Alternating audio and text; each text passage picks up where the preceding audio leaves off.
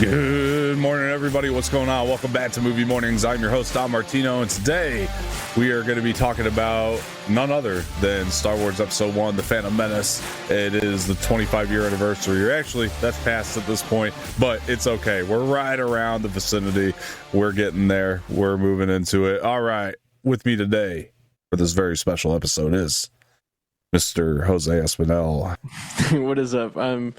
It's good to be here. I'm excited to get into this talk that we have today, which is the 25th anniversary of the one and only Phantom Menace.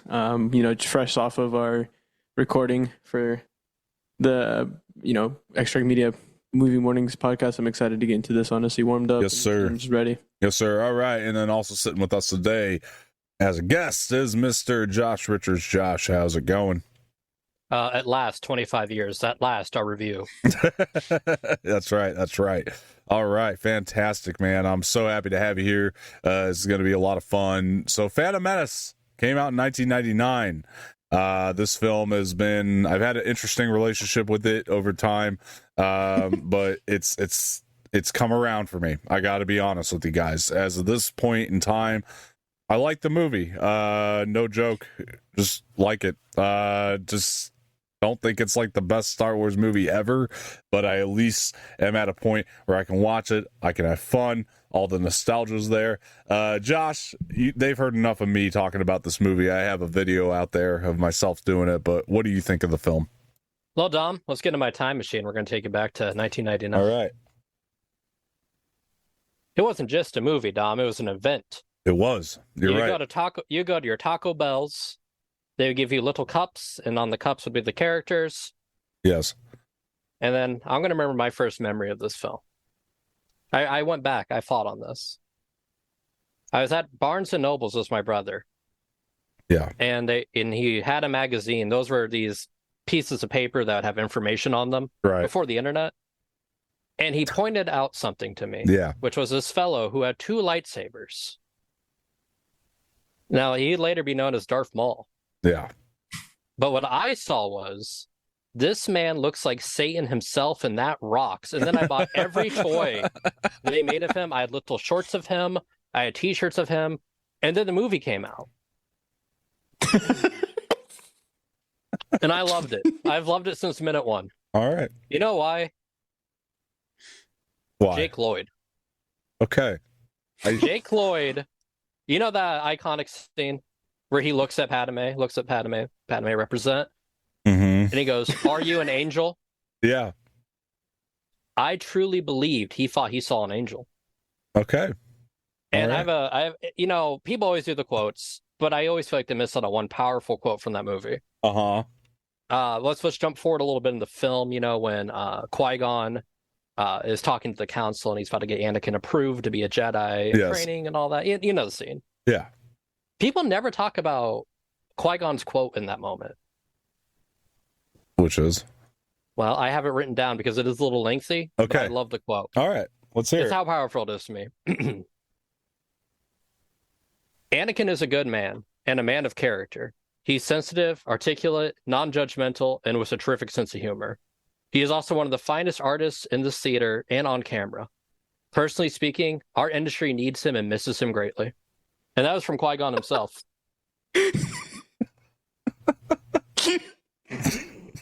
You and I saw a very different Phantom Menace, I can tell you that. I know, right? Anyway, Jose, what do you think of the movie 25 years later?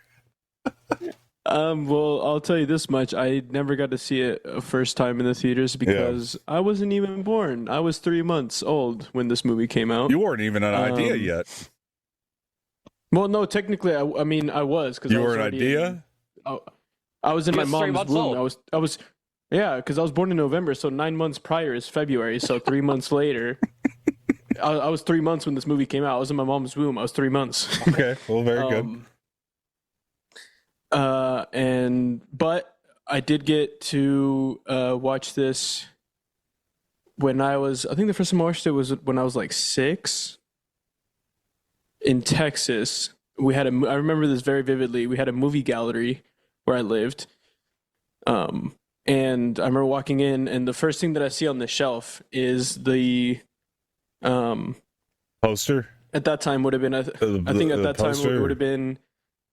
Well, I saw the poster, but then I also saw. I'm trying to think what years these movies came out. I think it was the original, the 4, 5, and 6, and then Phantom Menace, and I think it was only episode. When did episode 3 come out? 3 was 6, 05, 05, 06, 05 or 06. I don't know. Yeah. Hey, let's keep it 1999, boys. Yeah. And I'm just saying, episode I remember episode 3 had its moment in the sun. Sick of it. The first time I remember watching this movie, all 6 movies were on the shelf, and I was like, "Yo, what's this?" And so I decided to grab all of them and just do a marathon. And so I remember that was the first time I ever watched it. I went home and just watched it, and I remember at the time, obviously, I liked it because I'm 6. I didn't know anything better about movies, if I'm being completely honest. Sure. But over the time watching Josh would say you were smarter when you were 6. I would. Probably. Listen, I don't know if you noticed, but in that masterpiece, Josh saw a different movie than we did, though. So who knows? For sure. Yeah, he did. No. In that masterpiece, because he's going to say a quote that Padme said that she didn't actually say. What? Listen, I have a little insight allegedly into the writings room. All right, go ahead. Fair enough. George allegedly took a family member in, and she went, "This is a wonderful story. But what is Anakin's mother's name?" And then he looked at her and went, "Shmi." And she's owned by a big fly.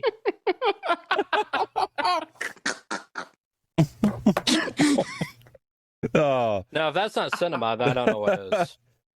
Yeah, well, I mean, I could tell you. Oh, I don't know what to say to that, but to jump off of what Jose was saying for a second here, I will say, like, I could understand the association, though, with, like, photo to film memory. Because, like, I mean, there's, like, when I was a kid, my first introduction to Star Wars in general was a freaking bowling alley. Because I saw one of those, what do you call those, pinball machines, where it had the original poster on there, and I just thought that poster was amazing. And much like Jose, I begged my mother to rent me Star Wars pretty much shortly after that. And that was the first time I ever saw Star Wars. Now, Phantom Menace is a completely different story, because with Phantom Menace, my experience was seeing it in the movie theater, much like Josh was talking about. I remember Taco Bell just as well. I also recall just standing in a long line. Back then, you couldn't reserve seats. So, whoa. That was the thing. The Force is with you. And that was the thing, because it was like, I remember that movie just feeling different because everybody was dressed up. I mean, I just know it was the excitement radiating off people, because they hadn't seen a Star Wars in however many years. And at the time, I just clearly didn't understand that. So what is going on with your photo now, Josh? What?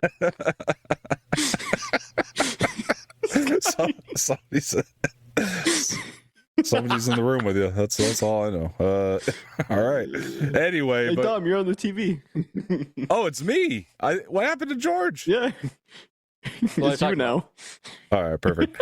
That's great. George is there. I didn't even know I was on. We had Darth Maul up there at some point. You missed it. Josh is just going to be upside down, like, at some point, and like that thing's going to change every time we cut to him. But yeah. Anyway.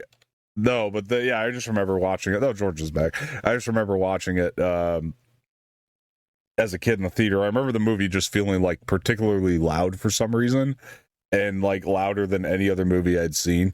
And I do have a question. Yeah. Were you upset when you did finally have your mom rent you Star Wars, said it wasn't about pinball?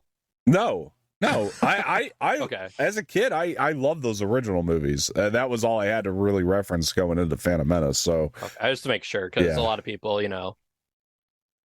get upset about that. Yeah, well, I mean, that was all I had to. That's all I had to go off of going into Phantom Menace. And as a kid, I think I said this in my video. I was quite bored with the movie, but I also convinced myself that I liked it. So some part of me must have enjoyed this movie, having gone back to it multiple times as a kid, and then looking at it again with adult eyes and a more critical set of eyes. I guess it kind of went down for me, way down on the list. And then now I rewatch it, and I'm just appreciative of the simplicity of it, and just how much it just reminds me of when things were much less politicized, I guess, and just people weren't arguing online. I mean, I'm sure people had arguments on the playgrounds back then as kids and stuff, but it was like meet me in the playground. a pettier thing as opposed to now with all the bullshit that just comes around with every release of Star Wars, and this one just doesn't have that. And as I watch it, it just makes me happy, and I enjoy it for that reason now, despite its flaws. And I enjoy watching it. It's fun to watch for me. That's where I'm at with it. But I wanted to start with just bringing up some points here that could maybe give us some further context, because I mean, I want to start because I did rewatch this yesterday. I wanted to start with the Trade Federation stuff. And by the way, as a quick tidbit, Josh and I got to go to the movie theater together to see this. So, yeah, that was fun. It was really good to get back in there. We liked it more than the two kids in front of us on their phone. Yeah, we did. We ended up moving seats. So, yeah, thanks for that, kids. So I mean, I wanted to start with the Trade Federation because that's one of the biggest complaints that I think a lot of people had going into it. I think my mind on the Trade Federation has changed quite a bit though, because it is a connection to Palpatine. I think if Palpatine's not directly connected to the Trade Federation, it doesn't really work. You need that character in there to make that stuff work, and that is a lot of what makes the movie work in the first place is the Palpatine aspect. At least to me, that's my experience with it. And when you're thinking about the Trade Federation, it's one of those things. I know, when you're reading it in the opening crawl, I'm sure people were so excited for a new Star Wars, and they're reading Trade Federation and they're like, what the hell? That's the best you can come up with as a story about the Trade Federation. But the more I start to think about it, the more I've accepted it, because I think the idea of it is for it to be something that is so small and such a small issue, because even when you're talking about what Qui-Gon and Obi-Wan are saying in that opening scene there, Qui-Gon says to Obi-Wan, I sense an unusual amount of fear for something as trivial as this trade dispute. So when you really think about the concept of the Trade Federation, I think it works for the plot. I really do. Of course, they meet the Trade Federation. It's a bunch of frogs that are running it, but at the same time, whoa, go ahead, Josh. What do you got there? What do you got on Nimordians? What do you got on Nimordians? I don't need to calling them frogs now, do you? That's a little rude. They look a little like frogs. Oh, whoa, hey now, come on. He's trying to act like you're gonna get canceled. I know. 2024, throwing around the F word like that. Jesus God. But yeah, no, I think the frogs are The frogs. No. a little goofy. Is any of this going to be usable? Yeah. God. But the more I think about the Nimordians, as goofy as they are, I must say, it kind of works in that sense, because really they're just kind of being set up for pigs for slaughter if you think about what happens in Revenge of the Sith. So I'm okay with not having that kind of attachment. I'm okay with them being unlikable from the very beginning, now in retrospect, thinking back on it, I've kind of accepted that part of it. But I don't know, anybody got anything on the Trade Federation? What do you got? Somebody when I went to see it as a little kid, that's what I was most excited for. A Trade Federation? Oh yeah, my dad couldn't get me to shut up about the Trade Federation. What? I was writing my own ideas of how the Trade Federation would work. Oh yeah, definitely. That was Star Wars to me. I don't believe you. That's true. All of it. I don't believe you for 1 second. Hey, look, Dom, we've established he watched a completely different movie. Oh yeah, that's true. All right. Right. Yeah. Okay. Supposedly he watched a movie with frogs and pigs, I guess. We all watched completely different versions of this movie. Yeah. Well, no. I'll tell you right now, as a kid, the thing that drew me to it was Maul. Just seeing Maul in the poster, and just his whole essence was what got me really wanting to watch that movie to see what his involvement was, and what the piece in this big game of chess he was, sort of say. And man, I became fascinated with Darth Maul, because I actually, for the next maybe 8, 9, 10 Halloweens, I would dress up as Darth Maul I had his dual wielded lightsaber. I had the mask, his robe, everything. Like I was just so like fascinated with him that I just would always become him for Halloween, which was incredible. It spoke. You like literally become him, or you just wore a costume of him? No, as in that's what I meant by I became him. As in like I wore like the costume.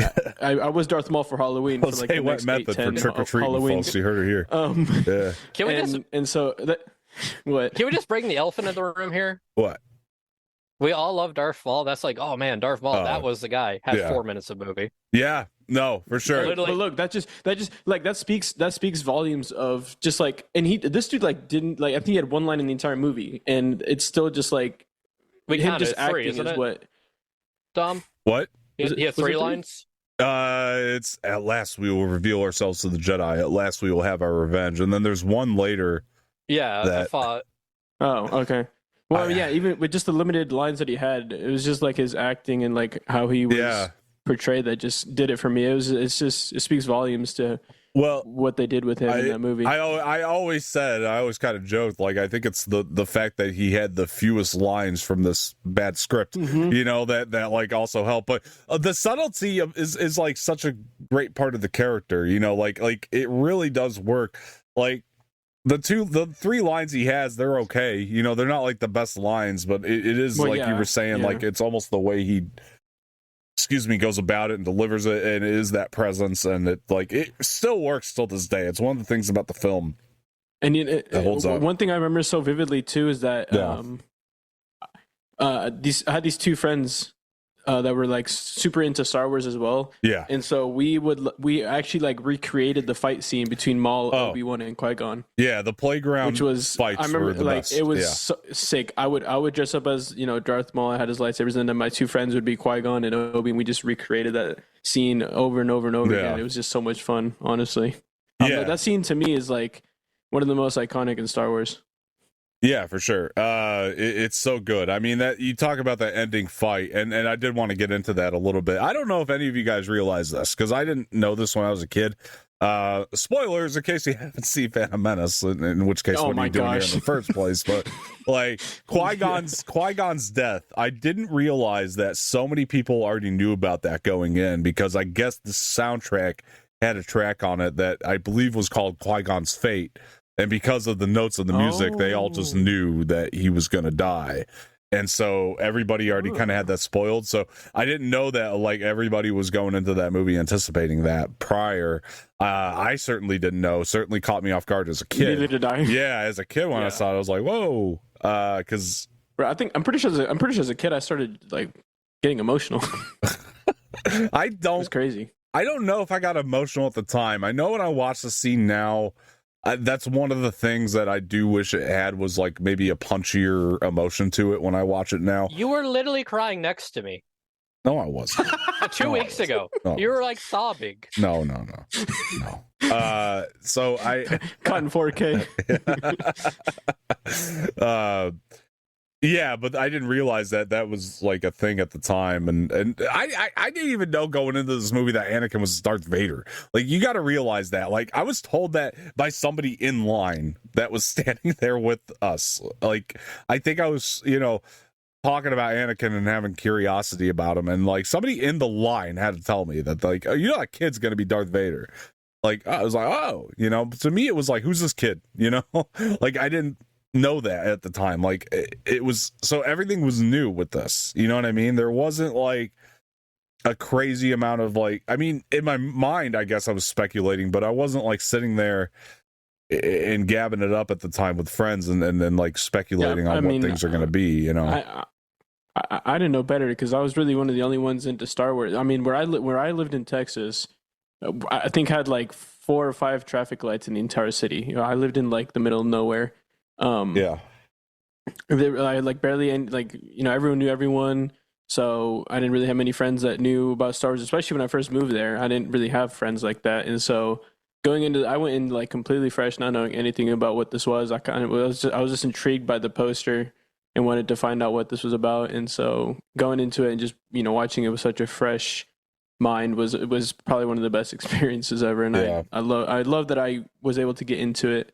at the age that I did, because then I was able to just keep enjoying. I have something to keep that I knew I could go back to and watch if I ever got like bored, or if if something wasn't really as entertaining. I could always just go back to it. Yeah. Josh, you got any memories of like knowing anything prior to seeing the movie for the first time? Not really. I just remember, I mean, it was just Maul. Everything was Maul. Yeah. The toy I had Maul. I always loved the battle droids. Those were the greatest things. Yeah. I'm trying to think what else here. I still love the battle droids, but yeah. The Weird Al song. Yeah. The Saga Begins, where he just unfolds that whole movie in 90 seconds. I think I knew this. I think I knew the song more than the movie. So the story goes, because I looked into this a little bit before doing this today. I guess he pieced it all together. Really? Yeah. From the Even trailers. Padme? From the trailers. Okay, that makes sense. Yeah. So it wasn't like this thing where like George gave him a bunch of stuff. You know what I mean? Like he pieced it all together from the trailers. He's got to be a prophet then, because like, how did you predict that plot? No kidding. He did leave out. He did left out like a verse about the Trade Federation, which is the best part. Yeah. But but I have a question, Jose. Yeah. So you lived in this little town, and they didn't know what Star Wars was.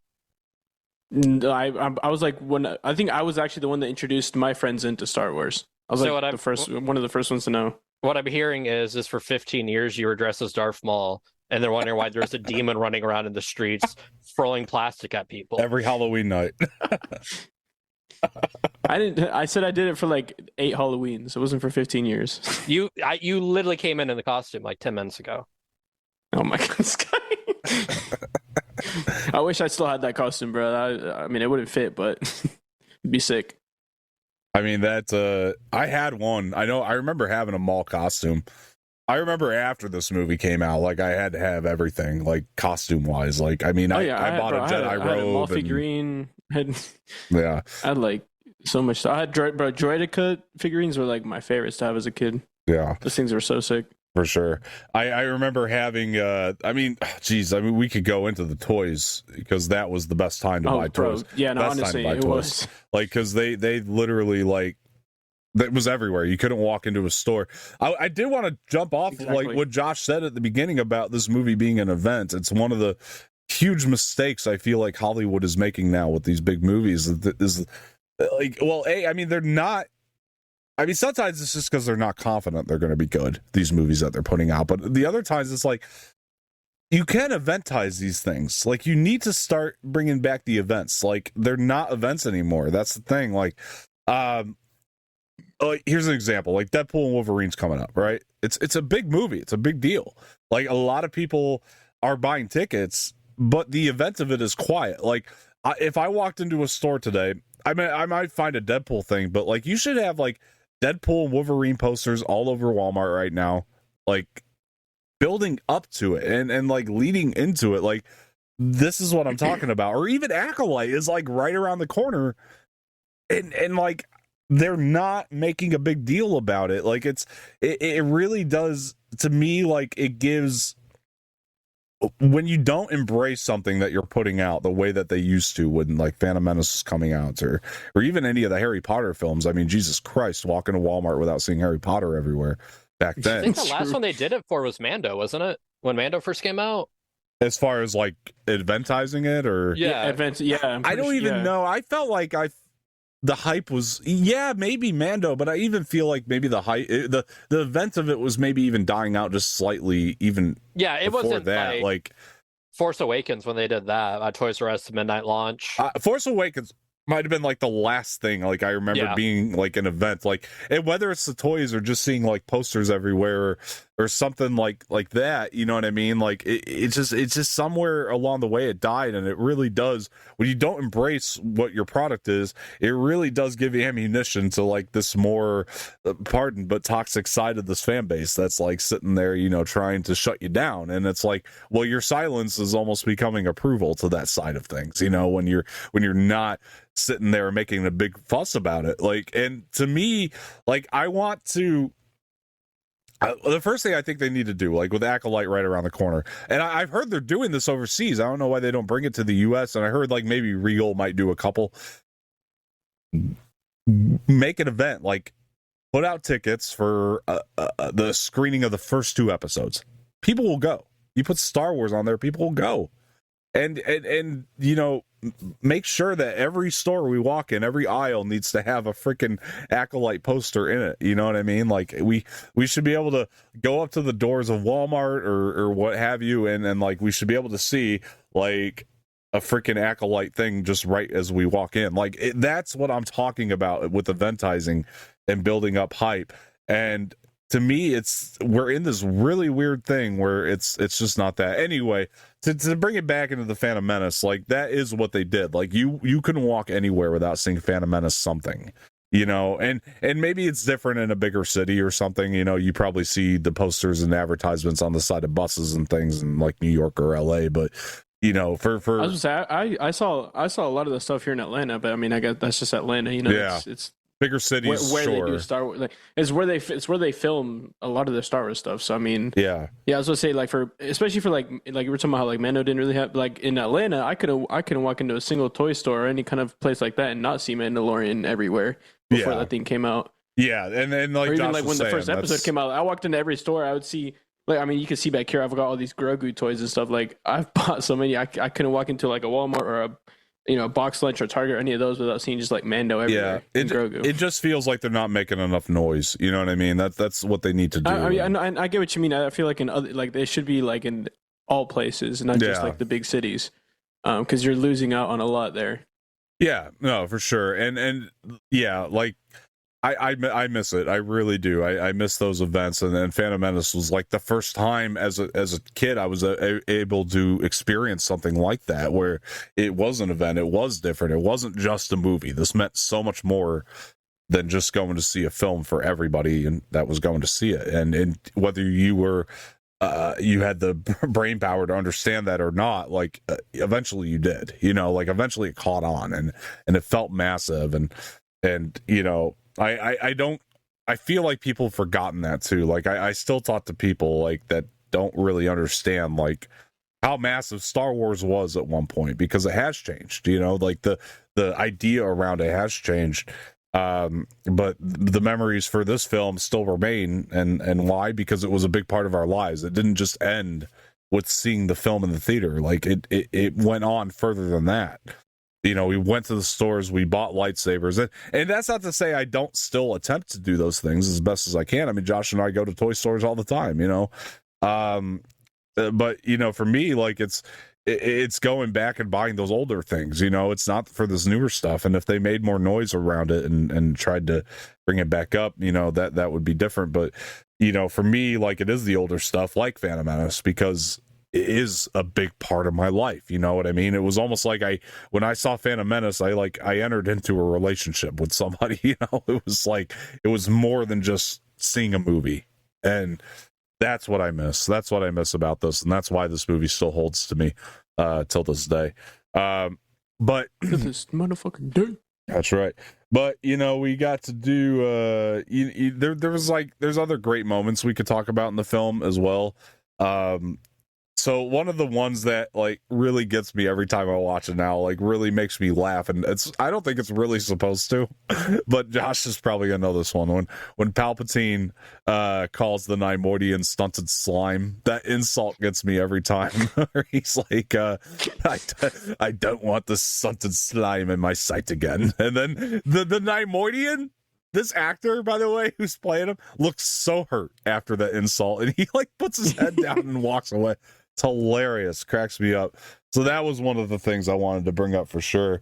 One of the ones that really made me laugh when Josh and I went to see this at the theater, because I never noticed it, this was a new thing for me, was do you remember, Josh? I pointed it out. They were Palpatine and Padme were having like a meeting in like a closed off area, but then there's a window like off to the right, and you just see Anakin and Jar Jar get up and just like walk away. It's like it's in the background, and it's like it's such a like weird shot. Like it's like it was one of those things I pointed out. I was like, huh?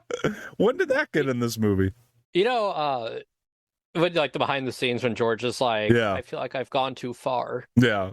Like that iconic moment. Oh my god, that's great. I feel like that scene was one of them where it's like, yeah, Jar Jar's back there doing his own thing. I feel like I've gone too far. Yeah, for sure. Like it's those little things, but to his credit, to talk about that for a second, like to his credit, every scene in this movie, what makes this better than even like some of the Star Wars stuff we get today, like it feels busy. Like every scene there was something like moving in the background, or like when you're on Coruscant, you're not going to look in the background without seeing something. Even if it is the same freaking ships flying around 5 times in a row. We'll talk about that when we get to Attack of the Clones a few years' time. But which, I was gonna say, which Dom, you and I have covered before on this channel. Exactly. But Attack of the Clones is my second favorite Star Wars film. So. I know, but we'll get to that. Yeah, again, he saw different movies than we did. Hey, that's his journey. Fair enough. This is our journey, you know. It's all Star Wars, right? Like Star Wars movies are like family members, you know what I mean? Like you accept them regardless. Like, you know, you love them, but like and even some you may be disowned, but eventually you'll come back around to them. And that's how I always took Star Wars movies. But what we're talking about, the busy shots though, like to his credit, even though that scene is silly when you look at it, like at least something is moving around in the background. Like there's always something happening. And when we were looking at the Acolyte trailer not that long ago, and I'm not saying the Acolyte's going to be a bad show, I haven't seen it, but we were talking about that. Like there's one shot in particular, it looked cheaper because it wasn't busy. Like there was 2 different shots in that trailer. There was one, we compared them. There was one that was like a cheaper set. Well, they both had cheaper sets to them, but one of the shots was busier than the other, and because there was stuff moving in the background, immediately it just didn't look as cheap as it probably actually was, because it's busy, you know what I mean? You're making things happen during the shot to keep your mind off of like, oh, how cheap this might be or what have you. And that is like almost every frame of this movie. I feel like there's something happening all the time. And I think that's why Coruscant may be one of my favorite planets still this day, is because there is always something going on. That planet just feels so lived in every time we're in it. And unless it's in the Ahsoka series, but I'll talk about that at a different time. No, there's good stuff about I like the Ahsoka series, but there was a scene with Coruscant that bugged me. Anyway, but my point is it's always moving. You know what I mean? You're not just getting a Star Wars movie, you're being taken into this galaxy far, far away. And I love that about this. That's one of the things I can't discredit about it. You know what I mean? And this movie is really predicated on the world building. You have to really build out the world to appreciate this all these years later for what it is, because there is a main plot going on, and you could say that's the Trade Federation and everything going on with them. But there's a side plot too. There's things that are moving. There's world building going around it. Whether that's finding Anakin on Tatooine by happenstance, or how 3PO came to be, and we're seeing all these things. By the way, Josh, do you remember being a kid and seeing 3PO without his? I saw the toy casing before. I think I saw that. Yeah, me too. And I remember being like, "What the hell's going on with this? What is this?" Yeah, because that was. I think I either saw the toy or the Pog. If you remember Pogs. Dude, I got Pogs right up here. What are you talking about? I think I got some too. I just got to find them. I know I have them lying around. And it was either that, it was one of the two, and I just remember it had to be the Pog. Well, it could have been the toy. But I remember like seeing the droid and then seeing the label C-3PO, and just my mind was blown, because I was like, what? That's C-3PO in this movie? So you have that. I mean, I don't know. Or when you find out Anakin built them, you're like, what? Yeah, exactly. Especially finding out right before seeing the movie that that's Darth Vader, and you're like, yeah. Even as a kid, my mind did something with that. It blew my mind. Like even as a child, like that, those little things were just fascinating to me in this. And it changed me so much. I changed my birthday to the day that movie came out. I lost 6 years, but it's worth it. May 19th, huh? Yep. All right. Cool. No, it was really, well, happy late birthday. Yeah. And brother, we're gonna get turned when it's Attack of the Clones. All right. No. Yeah, because then he's gonna change his birthday. I was to say change his birthday again. Yeah, no, exactly. That's one of the greatest films ever made. Yeah, I don't know. I had some things written down that we can get into as well. I mean, one of the biggest gripes I think people have, I want to know what you guys think of this too. I mean, the midichlorians, so I think that they've been seeped into canon so much at this point that I have to accept that they're there, because they're a huge part of Bad Batch when you think about it, with the M counts, but they call it the M count. I think one of the better acted scenes, to be honest with you, is when Qui-Gon is explaining the midichlorians to Anakin. Like, I think the acting there, it's well performed. It's actually pretty well written, and like it's written in a way that makes a lot of sense. But I every time I watch it, I kind of struggle. I don't know if it's just the word midichlorian. It just doesn't sound cool enough, because when they say M count, it doesn't bother me as much. I got to be honest with you. But I enjoy the fact that there's like a level of how much force you have. Like, that concept alone, I kind of enjoy.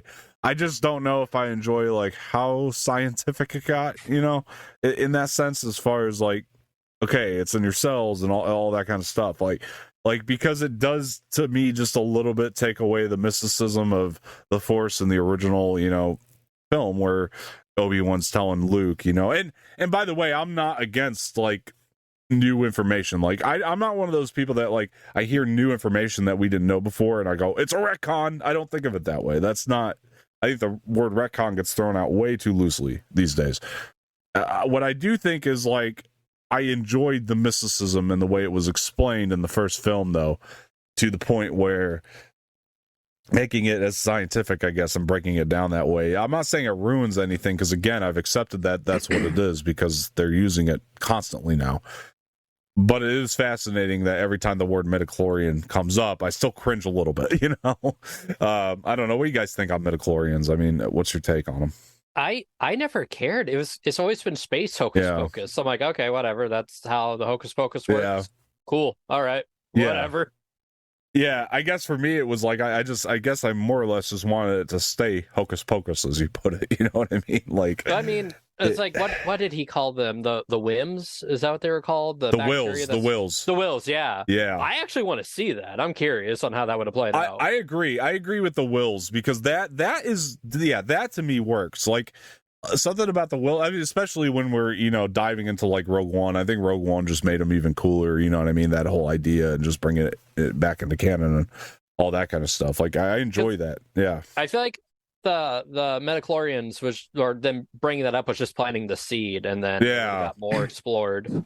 I agree with you in that sense. Like, I think there's a way to look at it where it's like, okay, if you knew it was going to be paid off later, then it's kind of like I was saying about the Neimoidians. Like, if you're watching it for the first time, you might not be into it, but just knowing what they really just mean to it, it just sets up for this amazing scene in Revenge of the Sith. Like, you kind of soften on it a little bit, and knowing that there was sort of a plan for these midichlorians to come back later and be used and expanded on, which luckily we're getting a little expansion on them, so at least there's that, but it's not, I don't know, just I guess because it never got paid off maybe entirely, it still is just not, it doesn't sit right with me.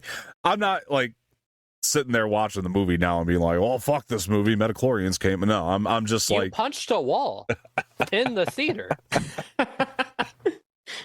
Yeah, I heard Josh told me you had to pay the theater for the damages that you did to their wall. Oh no, that theater's already damaged. Glad you could stop by here, Josh. Anyway, the I got a little segue, Dom. Go ahead. Got a little segue. Yeah. Let's hear what now. Before there's these podcasts, we had something called Pod Racing. I agree with you. Yeah, I agree. I was coming up. Nice segue. Did you guys ever play the arcade game of it? No, I did the N64 game. That was what I remember. I did. I was gonna say I did Star Wars Pod Racers. Yeah, which was episode 1 Racer. Game. I think was the actual title. Yeah. I was lucky enough to find a place that still had it. It was a whole machine, and it actually moved with you, kind of like the F-Zero games. Yeah.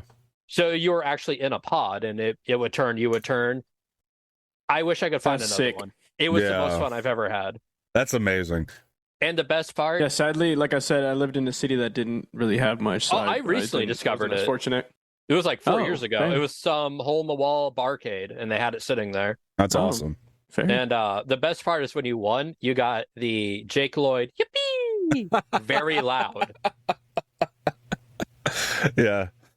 I'm glad you brought it up. I do think it is partly due to the episode 1 racer game for me, like where I look back at the pod racing scene very fondly. But the other part of it is too, like there were 2 scenes as a kid that just like made me probably like this movie, and that was the pod racing and the mall fight. And the pod racing scene till this day is really works, man. I mean, the first person views, man, are super cool in that scene. Like when I look at that. The thing I pointed out to you. Yeah. So I was telling him about this, Jose. Watching the pod racing scene again, Anakin's pod, the back of it is painted like Ahsoka's Laku's. Yes, it's the blue, white, blue, white, blue, white. Yeah, that's right. So I don't know if that's like poetry, so it rhymes type thing, or if that's just happenstance. But yeah, the back of it looks like her color it's pattern. true. Yeah, I found that to be pretty neat, actually. And little kind of Easter egg for Ahsoka. Yeah, for sure. Who became his apprentice? Yeah, that's wow. Yeah. Yeah, it is fascinating. No, yeah, like you're saying, the pod racing scene and the mall scene are like the 2 scenes that really keep me coming back to the Phantom Menace, just because of the impact that both of those had on me as a child when I first watched this movie. Just because, and I think for me, what does the mall scene also is the Duel of the Fate score. Like that score is one of the my favorites of all time. Like John Williams just absolutely killed that score. Like it's great. And the pod racing scene, I mean, like you said, the first person views are absolutely incredible. I loved it. The adrenaline kind of like, my heart like beats because it's like, oh, is Anakin gonna win? Even though I already know that he does. It's like just you still feel like you don't know what's gonna happen. You almost put yourself in that mindset to like enjoy it even more. Right. It's and so I love it so much. It's honestly like I was rewatching that scene yesterday. I'm glad you were talking about sort of the suspense of it. Like I was like, this scene feels like it was done by Spielberg. Like it really does. Like it feels like a Spielberg scene. I don't know if it's just the mixture of it with the John Williams music. So maybe that's part of it. But I do love that. It really is like there's not a ton of score in the film, or in the pod racing scene, rather. There's a lot of score in the film, but in the pod racing scene, there's not a ton of score until you're kind of getting up there till the end of it, and then like the sound design really carries the scene for the most part. I was gonna say that the sounds that they make, like the sounds of the pod racer, all the different pods, and all the different noises that all the pods make, like, all that stuff is just so nicely done and just so awesome. I can still remember being in the theater and hearing those engines roar. It was incredible. Like it felt awesome. Especially after watching videos on how they do those sounds. It's absolutely insane how they do it, and just makes it like that much more worth. Because they make it out of like anything. I mean, Ben Burt did the sound design back on these movies, and he's genius to me. And he did on a lot of Disney movies. He's an icon for Disney in terms of sound. Right. Yeah. He's amazing. Ben Burr, like what he does it's incredible. Hats off. When you really look into how he came up with these sounds, it's not just like grabbing stock shit. You know what I mean? He's getting creative. He'd go outside and just like use like the most random stuff to make these iconic sounds. It was absolutely incredible. Yeah, amazing when you're seeing that stuff, and this movie in that respect, you can't take that away. Like for the technical aspect of that, it's there. And rewatching the 25th anniversary documentary, I mean, what people got to realize is a lot of technology that's used here, because I used to do it as an adult. I would watch this movie, I'd be like, that the CGI just doesn't hold up, and I've gone back now with a new love for the CGI because of how much it's opened up for us now, because without them trying this with this movie, it doesn't break through. You know, you don't have the breakthrough in CGI that we do now. They have to. This had to walk so everything else can run. You know. So you stole the words straight from my mouth. Yeah, That's exactly what I was going to say. For sure, it had to. It had to. Because that's what people have to remember is that this is 25 years ago we're talking about, right? The technology was not advanced, but as advanced as it is now, and so looking back at it to see what they were able to do with the technology they had at the time is absolutely insane and great. It's just incredible, honestly. But even some of the things in this movie, what's remarkable about it, like you can look at some things and it's like that doesn't work. Like there's times in the movie where you can literally see the blue screens almost still reflecting off certain people's faces depending on the lighting and stuff, and it's a little bothersome at times.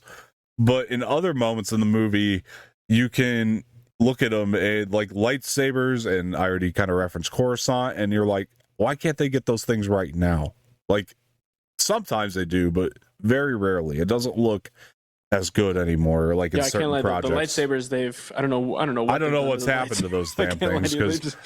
I mean, I would say, I thought they looked great in the sequels. I thought they looked great in Ahsoka, but then you go to Obi-Wan and even sections of Mandalorian, sections of it, they haven't looked as great. I don't know. I mean, Ahsoka's looked great in Mandalorian, and so did Luke's. I thought Luke's did a pretty good job overall, but then there's other times that they're trying to do these lightsabers and you're like, what the hell is going on with this? Like, it just doesn't look right,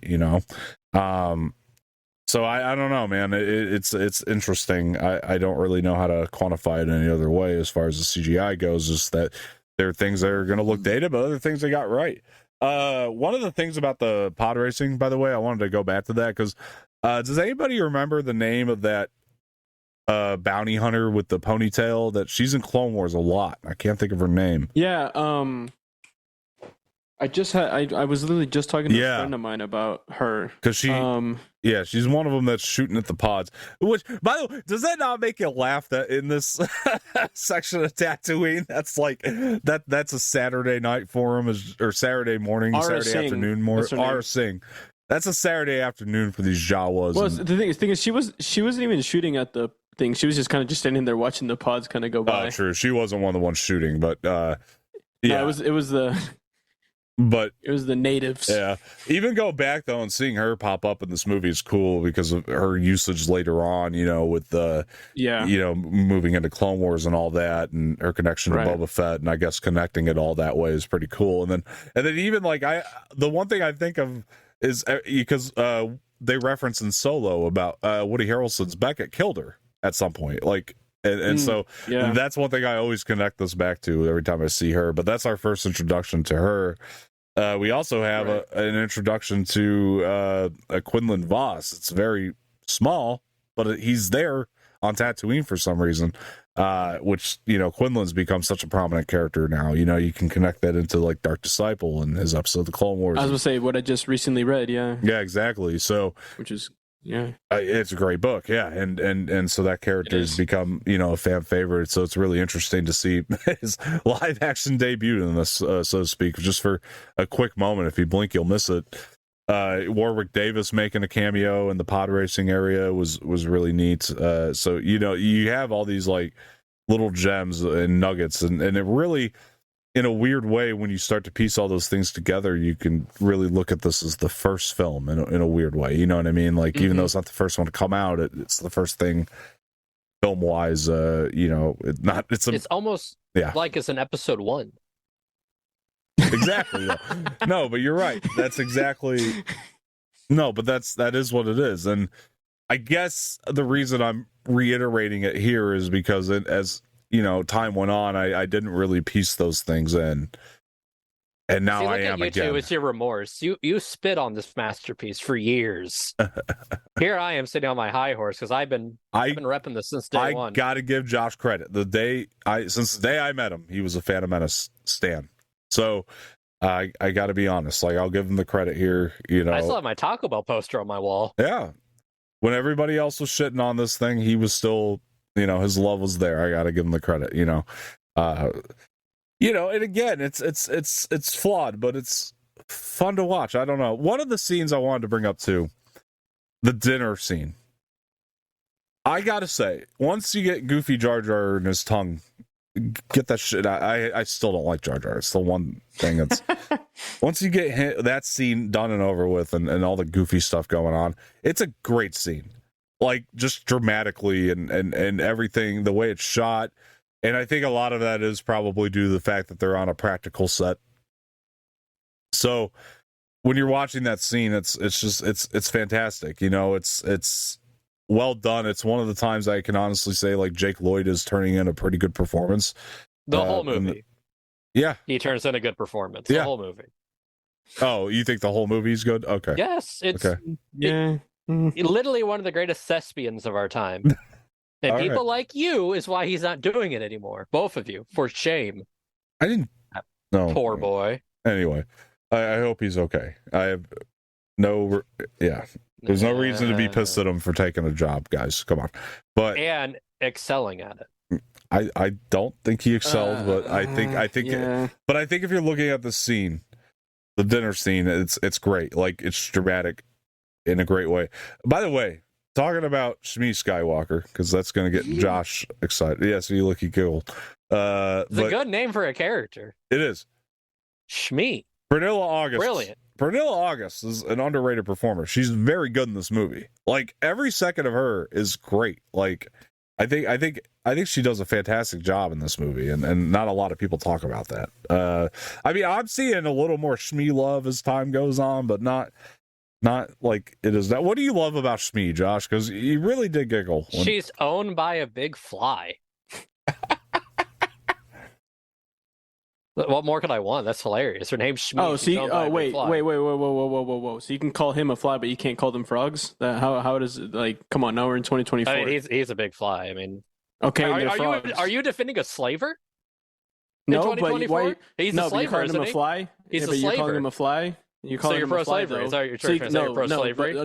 No, but you can definitely. But you get offended. You get offended when you call Trade Federation frogs, right? Because you can't call them frogs. I'm just saying he's a slaver. He's a sex trafficker. And here you are. Okay, but I'm just saying. Yeah, but you're calling him an animal. And you can't call those. God. You can't call them frogs. A fly is not an animal. It's an insect. Okay, well, still, you say you get offended when we call them frogs, but you can call him a fly. But they weren't modeled after frogs. He wasn't modeled after a fly. What if he was modeled after a butterfly? You know how many flies I have flying around out here with slaves? It's insane. I want someone to do something about it. I don't know what world you're living in. I don't know any flies that own slaves. Listen here, things run a little bit different on Ghost Planet. Fair enough. I don't know. You live in some other planet. Flies, good. We're talking about the Phantom Menace, folks, and so we're gonna get back into it here. Listen, all right, listen. It's It's passion. It's straight passion. Things get heated. No, when you have such a masterpiece. A little bit of actually a very overstatement, but you know, masterpiece. You don't see people selling 25th anniversaries for movies that suck, do you? I have maybe. I honestly can't remember off the top of my head. Exactly, but... masterpiece. I think it's just because of Star Wars. If I'm being honest. No. I mean, look, that's his journey with the film, and we're gonna let him enjoy it and have it. Sure. Look at all this beautiful artwork we have out now. That print right there. That print is amazing. Sold 1 billion copies. It's amazing. Yeah, I mean, there's a lot to love in this movie. Like, there's no doubt about it. There's a lot to love about it. Like, there's a lot to not love about it. There's a lot to love about it. You know what I mean? Like, it's a mixed bag. I mean, but do I enjoy watching it more than not enjoy watching it these days? Yeah. If I'm gonna like quantify my own view on the overall movie, I like the movie. You know, that's me now. That wasn't, you know, that's reappraisal. That's me, you know, going back and thinking of my childhood. You know, it's like I can see what this is now. The other thing about this movie is like watch it from the standpoint that this is an episode of Clone Wars. Like, think of it that way, and suddenly it just changes for you too. Like, it feels like a live action cartoon. You know, in a lot of areas, it really does. Like, and whether that's good or bad, you know, it's going to be different amongst all of us. You know what I mean? But when it comes down to it, like, that's the viewpoint I choose to watch it from now, and it really, really works that way. So, I enjoy it for that matter and those reasons. And yeah, I mean, we've touched on John Williams' score. I mean, you were kind of talking about the mall fight, but I mean, it's throughout this whole movie. It's good. This is. Yeah, no, I just wanted to say, because that's what makes like that Darth Maul scene for me. No, 100%. His Duel of the Fates score. Yeah, Duel of the Fates. I don't know that at the time I'd heard anything quite like it. You know, like when it came out, like those sort of like, I can't think of anything prior to this that really had that sort of. There was the one at the end of Return of the Jedi when Luke and Vader are fighting, you know, but like I would say it's at the time it was the darkest score we've heard in a Star Wars. Like it was just crazy dark. I mean, you could talk about the Imperial March, you know, that was pretty dark too. I was gonna mention that. Yeah, I don't know if it ever like felt this dark and with that sense of like epic to it. You know what I mean? And the way this movie is like structured and planned it out. It is almost like George is making a little bit of an epic here too. You know what I mean? It might not be that, 3-hour runtime like a lot of epics, but he is like pacing it out to try to be, just really nuanced like an epic would be. And we kind of talked about the world building and all those things. The other thing too is that runtime, the standard runtime for movies has changed over time as well. Like runtime for movies way back when used to be an hour, hour and a half. Now it's like 2.5, 3. It's like, I mean, runtimes has changed over time, like standards. Yeah, I agree. With the exception of like, if you had something that was a little bit more on the masterful side. But then again, you kind of like look back at like Star Wars and Empire. I mean, those were right at 2 hours. This one's going over 2 hours. The only one that went over was Return of the Jedi. And that was because at the time he just earned that, by making Star Wars and Empire. So he earned that longer runtime, and nobody was going to really care that it was longer at that time. They were just going to go see it regardless. So, you make a good point there about the standard runtime. But who's the Star Killer fellow? What's his name again? I always forget it. Star Killer. Oh man, I played him in Sam Witwer. I played him in. Yeah, that fellow. Oh yeah. Did you ever hear his breakdown on why it's called Duel of the Fates? I heard Dave Filoni's. I don't know if I've heard his. It may have been him paraphrasing it, but he broke it down to like, go ahead. This fight indicate I'm going to horribly butcher it. That's fine. I'm not a ripped Star Wars fan like he is. Basically, it was like it's called Duel of Fates because this fight will dictate Anakin's future. Yeah, that's Filoni's take. Yeah. Yeah, so he may have just been paraphrasing it then. Well, yeah, no, for sure, because. Yeah, that's definitely Filoni's take on it, because at the end of it was one of those Mandalorian behind the scenes where I'll never forget that. I'm glad you brought that up, because there was one of those behind the scenes of Mandalorian, the Disney Gallery, whatever that was. They were sitting around with the directors roundtable at the end of it. Oh, I remember that. Yeah. Because Favreau was never a prequel guy. He always liked the originals, and Filoni was more the prequel guy, and he was kind of justifying, why he loved him so much. So he was sitting there and he gave this whole thing about why it's Duel of the Fates, and that was essentially what Josh is saying. It's Duel of the Fates because it is the fate of Anakin. You know what I mean? So the rest of the series, if you think about it, is because of this moment and how this fight's going to go. He's like, it's awesome because and I feel this way too. It's after hearing his take, because it is that thing of, yes, it's a cool fight and there's awesome lightsabers and cool stunts going on and all those things we decorate Star Wars in. But what makes Star Wars so great is that sort of undertone of the storytelling that's happening within the action. And that is true to this day. I mean, when you're thinking about even the Empire fight, you're watching a father and son go at it, like that's what makes that fight so awesome. It's not just that it's there. That's why that one's my favorite till this day, is because you're watching, this father and son. So there's more meaning to it than just a fight that looks cool and all that stuff. And that's part of it for sure. But that is exactly Josh what Filoni was saying. And I just remember all the directors just being like floored after he gave his. And it was amazing the way he said it too, because he went into the nuance of everything, Filoni, when he was talking about it. And then he tipped his cowboy hat and disappeared. He did tip the cowboy hat, I believe. But the other, go ahead. I was just thinking as we were talking about this, because there's that rumor of the Star Wars what ifs coming out. Yeah. I wonder what if Qui-Gon survived. Yeah.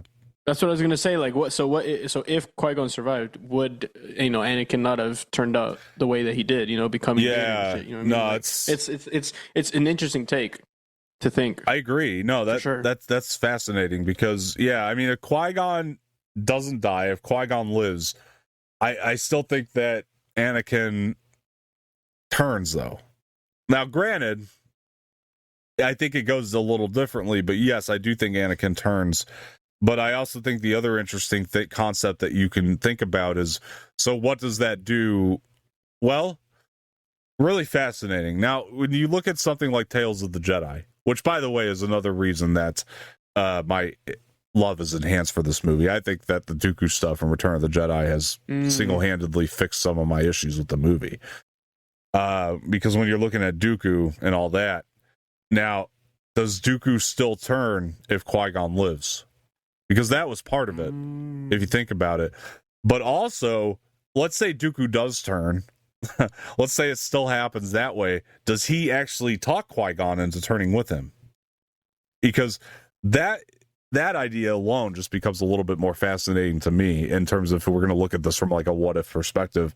Like, does he... Because that was his whole thing in Attack of the Clones is, he thought Master Qui-Gon would have stood by his side, right? He's telling Obi-Wan that, and I do gotta wonder if Qui-Gon turns with Dooku, because at the time of this movie, if you're watching it, Qui-Gon's pretty fed up with the Jedi Order. He's not.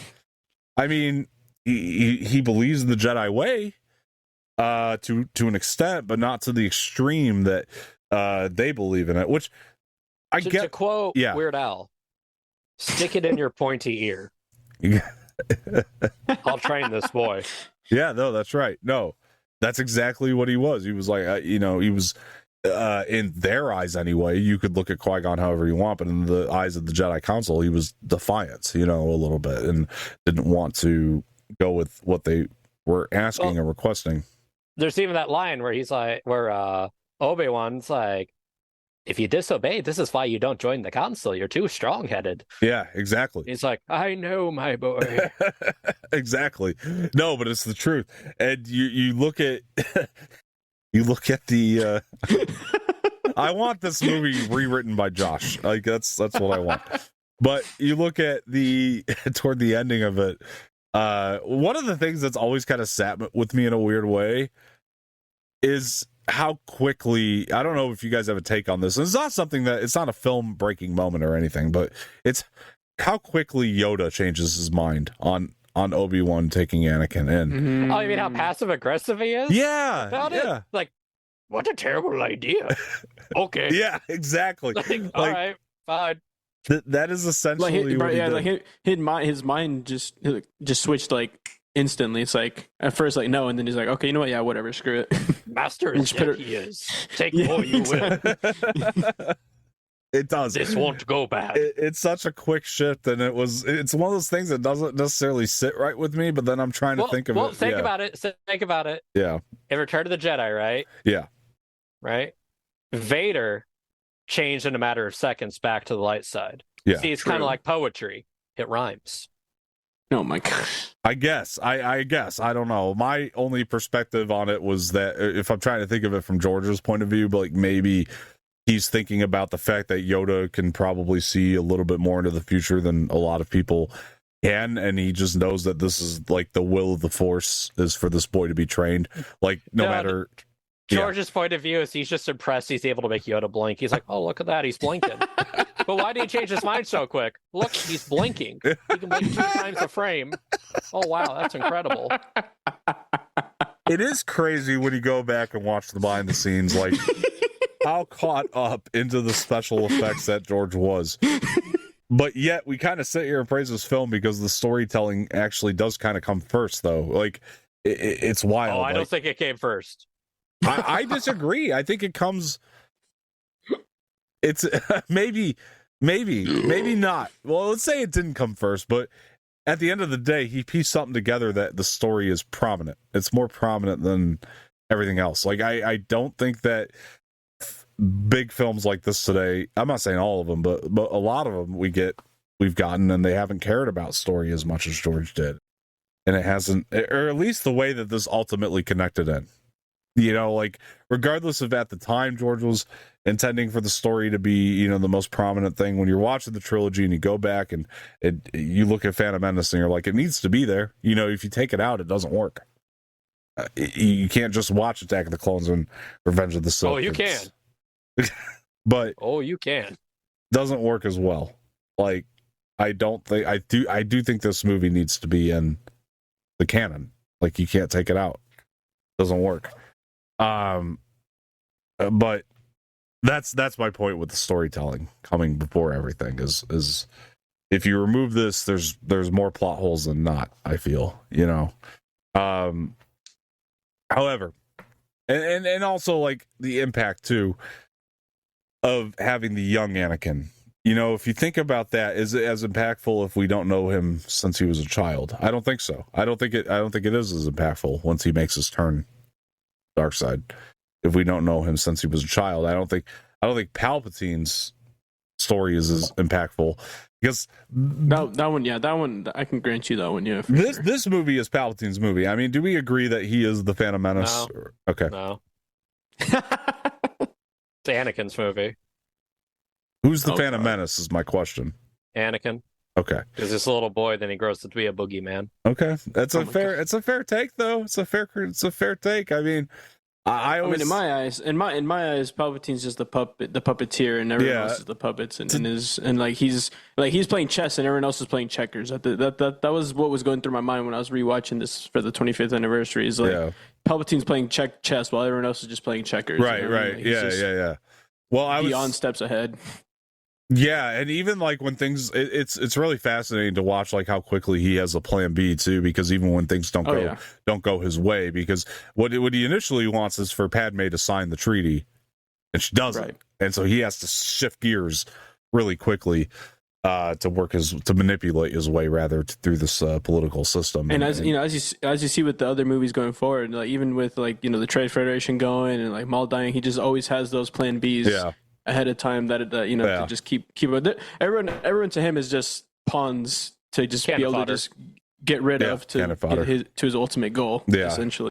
Exactly, and that's to me why Palpatine's the Phantom Menace. Maybe to Josh it's Anakin, and that's fine. I just find it's not really Anakin. It's more of Jake Lloyd's portrayal of Anakin. Oh, okay. Oh my god. I don't think you would have had the other 5 movies if it wasn't for him.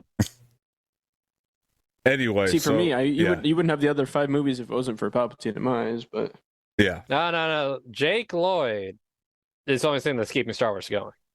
We're all holding out for him to return. I'm not. Oh, I am. Gosh, I got his black. I bought his Black series. Enough. It's back here. I bought his Kenner figure. Yeah. Is there a Kenner? Yeah. For the 25th anniversary? No. Oh, it's just a no, it's like the one that came out like. It was the re-release, but it was I think around the time Revenge of the Sith, maybe. Is it the retro styled one, or is it the one that kind of looks like a Black Series smaller? It's like a Black Series smaller. Okay, see, I want the Kenner style because that 6-pack I sent you, and he's not in it. Oh wait, hold on. No, it's more. You're right. It's more the retro. It's more the retro. Yeah, I need to track one down though. Yeah. No, it's the one with him in the Padawan braid. I haven't seen that one. So. with the Bart Simpson hair. Yeah, dude, that's so sick. I wish that was in the whole movie. Oh, I agree. I think that when I was a kid, man took after Obi-Wan, just copied. So copy paste. So something I want to do a fan edit. So at the end of the movie, when they're burning Qui-Gon's corpse. And he's like, what will happen to me? It's like, well, you'll become a Jedi. I really just want to add in that yippee line. And then it just fades to the Star Wars outro. Yeah. Oh my gosh. That'd be something. Yeah. I think. Oh my god. Yeah, no. To be fair, when I first saw the sequence or the scene with him with the Padawan braid, that was the moment I was like, I gotta get me one of those, and I literally bought one of those clip-on Padawan braids that they used to sell. I found one the other day. What? Where? Yeah. It's that terrible flea market across from the mall. What? They had one? There was one in there. It looked dirty and gross. I'm like, My God, what a time capsule this was. That's awesome that you even found one, though. I mean, I wouldn't. I will say I do hate the Jedi braid. It makes no sense to me. Mm-hmm. And the other question is, why does Ahsoka have to clip one on? Yeah, no, exactly. True. Like, she just has to, like, pin it on, like pin the tail on the donkey. Yeah. Bro, she has to take after when Anakin used to have it, you know what I mean? They just pass on. She just has Anakin's when he cut it off. Yeah, exactly. She just pin Anakin's on when he cut it off. Oh my God. Yeah, I don't know now, looking back on it. I'm gonna grow my hair. I'm gonna get a Jedi braid. I would. If I could ask George one question, why did he make the Jedi braid a thing? I don't know. It's a thing. Like, you can even see Ewan McGregor get his hair cut in the anniversary. You could watch him get his hair cut to get the braid, and it's the funkiest thing because he literally has to have like his freaking like sideburn area like longer than everything else, and like at first they wanted to do both, and somehow like Ewan talked them into doing one. Like, if it was me, I'd want them even and do both. But I don't know. I feel like two would just. I don't know how I'd feel about seeing two, one on either side. That would look. I don't know. At least it's a practical effect. At least, you know. I would be remiss if I didn't mention one of my favorite things about this movie. Go ahead. I'm even wearing the shirt of it. Padme's queen outfit is one of the most iconic things. It's iconic. It's iconic. I love it. I adore it. Yeah. I mean, the people could see it on the screen right now. Yeah, it's right there. It's my shirt, for God's sake. Yeah, very true. You know what's crazy is, like, watching the movie now, I was just thinking about this when I was watching it yesterday, and I kind of laughed at myself a little bit because, like, I get it, I was a kid, but I do remember the collective gasp when she's like, "I am Queen Amidala." And when she reveals it to the Gungans. But it's so obvious, apparent. Yes, yeah. When you watch it now, is so obvious. When you watch it now, you can clearly see when it's Keira Knightley and when it's Natalie Portman. Like, it's so clear, and that could have to do. I don't know. Like, I would like to watch it again in a world where I have no idea who they are outside of this movie. You know, now they've just become prevalent actresses. So I do wonder, but like at the time, like I don't. I mean, maybe Natalie Portman had done The Professional, but I don't. And Heat, I think, but I don't think she did like a lot of. Look, I was 6 when I first watched it. It definitely was a surprise to me. I'll tell you that much. Yeah, no, I remember. I had not known of either of them. I didn't know about anyone that was in this movie, and so it was a big shock to me. I'll tell you that much. Yeah, I remember How the hell did she trick two Jedis? Yeah, no, it's a good question. Very true. Yeah, no. Well, that is when I rewatch it, I always wonder about that because they don't seem as surprised as like Anakin. Like Anakin looks the most surprised of everybody. Well, obviously because he's just still a kid. So well, because an angel just lied to him.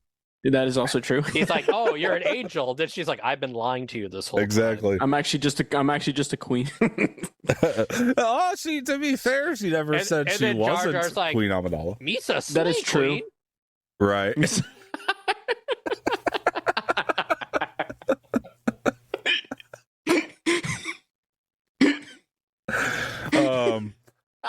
Yeah, no. Oh my goodness. He's very. I'm not gonna lie to you. Josh, I need you to rewrite this movie, please. Yeah, I know. I want. I can't rewrite perfection. I wouldn't call it perfection, but it's there. That's too funny. One day, Jose, you'll learn about Josh. He likes things ironically. But the whole thing that. Yeah, no, I would say like Jar Jar and Anakin are probably the most surprised there, and like I rewatched this thinking about like Jar Jar, and like we were all. I don't know about you, Josh. I know that, or I don't know about you, Jose, either. I guess on this because like I think for a lot of us were buying into the Jar Jar theory. Like there's a lot of like proof of that, and no, all right, this was my take on it. Yeah. When that was going around and trending, I'm like, yep, there's another one of those Dave Filoni making something stupid cooler than what it actually is. Yeah. No, I mean, but let's be honest, like Ahmed Best was playing it up, you know, that was part of it. Like he was out there tweeting like, you know, basically like, you know, what was, I forgot the exact tweet, but it was something along the lines of it's cool to see people understand the meaning of something, even though it's years later or something like that. He was just hoping people would be nice to him. Because everyone's just being mean. They were. At the time, they finally did start being nice to him, yeah. Well, I guess now we're gonna. I guess now we're gonna kind of see it because there's this new rebuild the galaxy thing. Yeah. Yeah, where we're gonna get Darth Jar Jar, so that'll be. That's funny right. To see. Yeah. No, I've like somebody had like texted me that I can't remember who, and they were like, "Yeah, check this out." Because I saw the trailer. And I saw Darth Jar Jar come out. I was like, "Oh yes!" I was like, "Damn it, you're gonna get me to watch a damn Lego Star Wars series just because I want to see how this plays out." You know.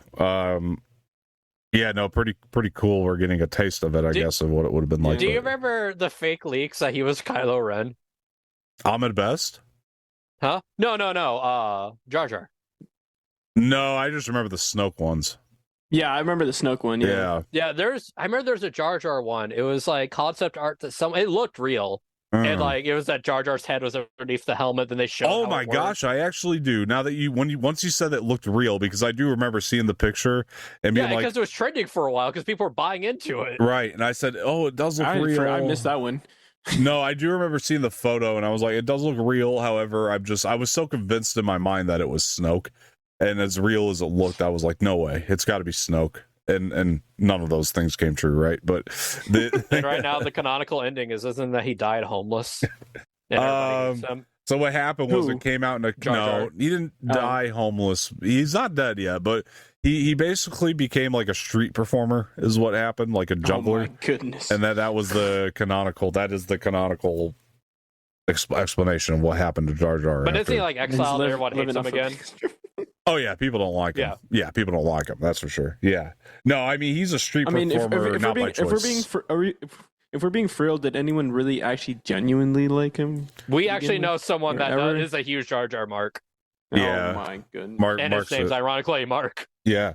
Oh my god, I would love to have a conversation with him about that. Oh, you wouldn't win. No, you wouldn't. You just had to listen. Yeah, you would have to listen and just. No, that's fine. I'm fine with that. If I'm being honest. You'd have to listen and entertain. I would.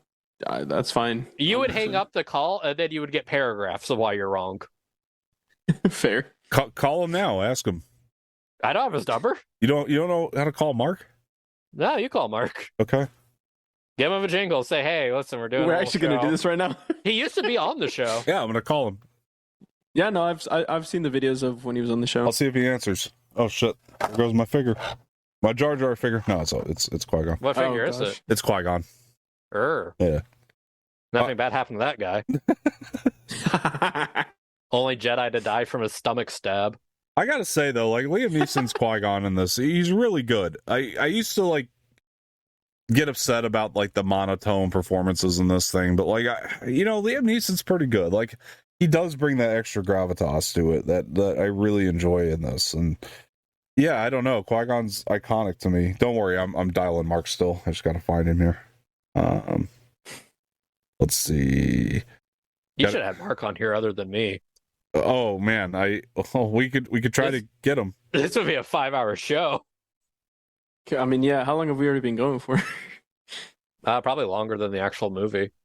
Not too long. It's like 9:30. I think we started around 8:10 or something like that.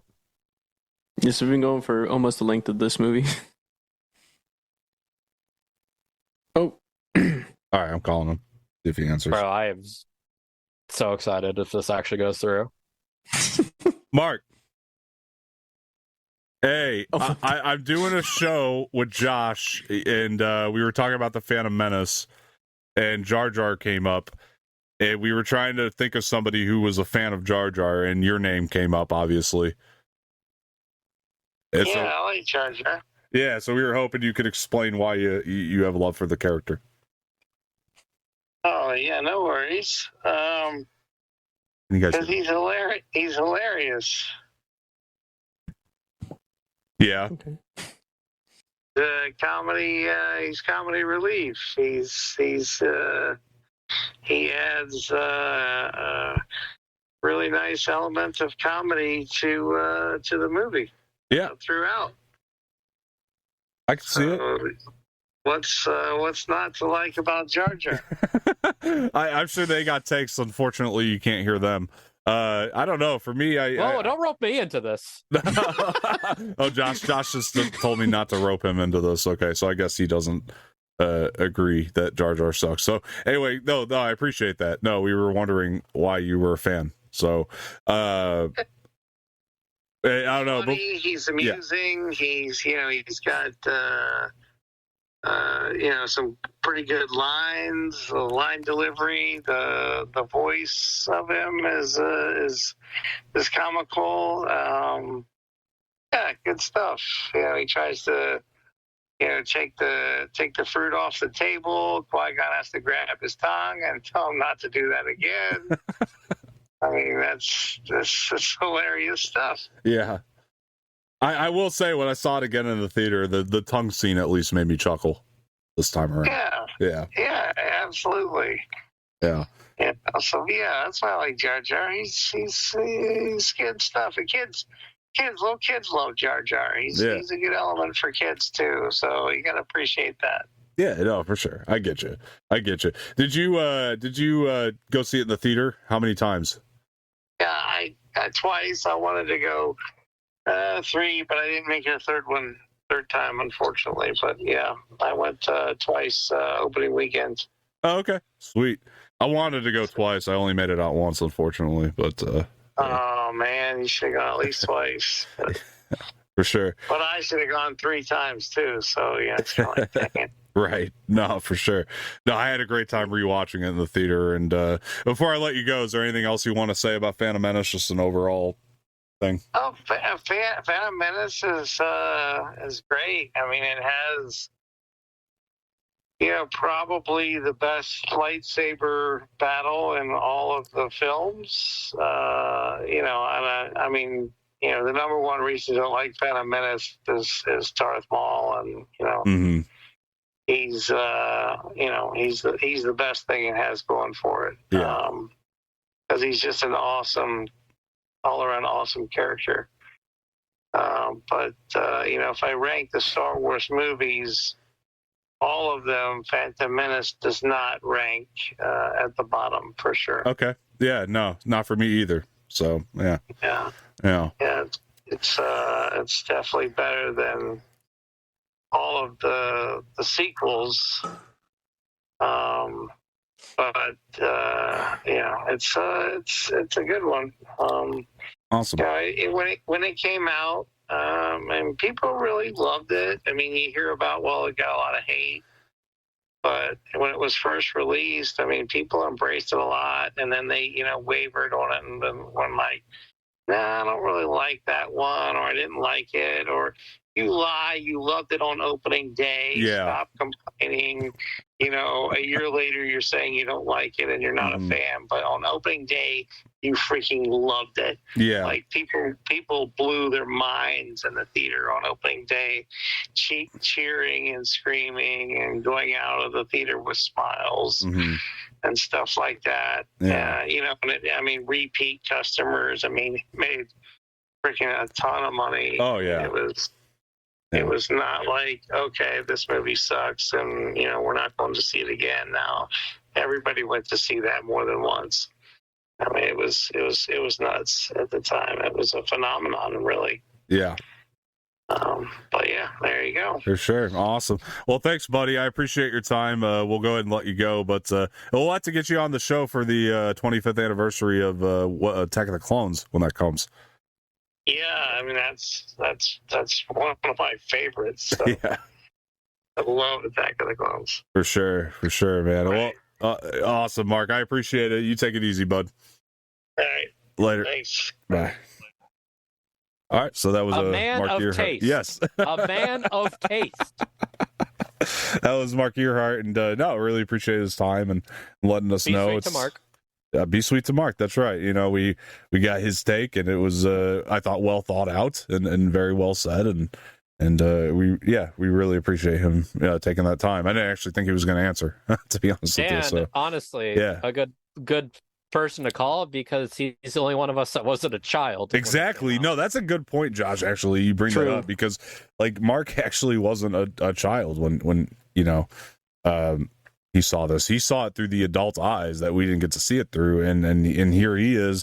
And you heard a lot of people that are didn't see it as a child complain about it, as he was kind of saying, but to hear somebody who's just had that love from it for day one is I think it's beautiful. You know, I think it's awesome. You know, that he still loves it just as much as the day he saw it, man. I love when I have movies that are like that. And, you know, this one, unfortunately, like I said, it's been a journey for me to get here, even to where I like it as much as I do now. But at least, again, like, you know, like Josh and Mark, you know, they're consistent with it, and then they've loved it just as much from day one, you know. So, Josh, I'd be remiss if I didn't bring up battle droids. Oh yeah, the greatest thing in Star Wars ever. Yeah, because I know it's Roger. I know it's your thing. Talk about your love for battle droids. Yeah, battle droids are the greatest thing I've ever seen. They're just simple. They're funny. They say Roger, Roger. It's just iconic. I actually have a soundboard on my Discord that I use of just battle droids. Like, what's the one? Where they drop the TIE fighter on them, and it yells, "Oh my god!" Greatest thing I've ever seen. Yeah. My gosh, yeah. Like, everyone goes, clone troopers, the droidicas, Darth Vader. No, battle droids. Jose, what do you think of battle droids? Go on. I mean, yeah, I think that I think they're I prefer them to stormtroopers and all that. Oh wow, wow. But I do prefer. I think for me, number one is droidicas for sure. Ever since I was a kid, droidicas were just like my favorite, man. The fact that they have like two turrets on either side. They have the shield to protect them. They're just like, you know, rolling around like that. It's just I don't know. I thought they're really cool design and all that.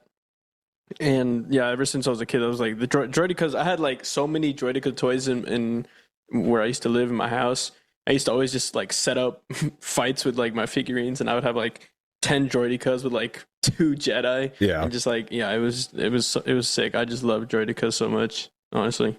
But yeah, battle droids. I honestly, I think for me, what makes it is the fact that they say Roger, Roger. Like, oh yeah. That is one of the. When I went to go watch the 25th anniversary, every time I heard them say Roger, Roger, it just made me laugh because it's just so funny to hear them say Roger, Roger. Honestly. Okay, that's an acceptable answer.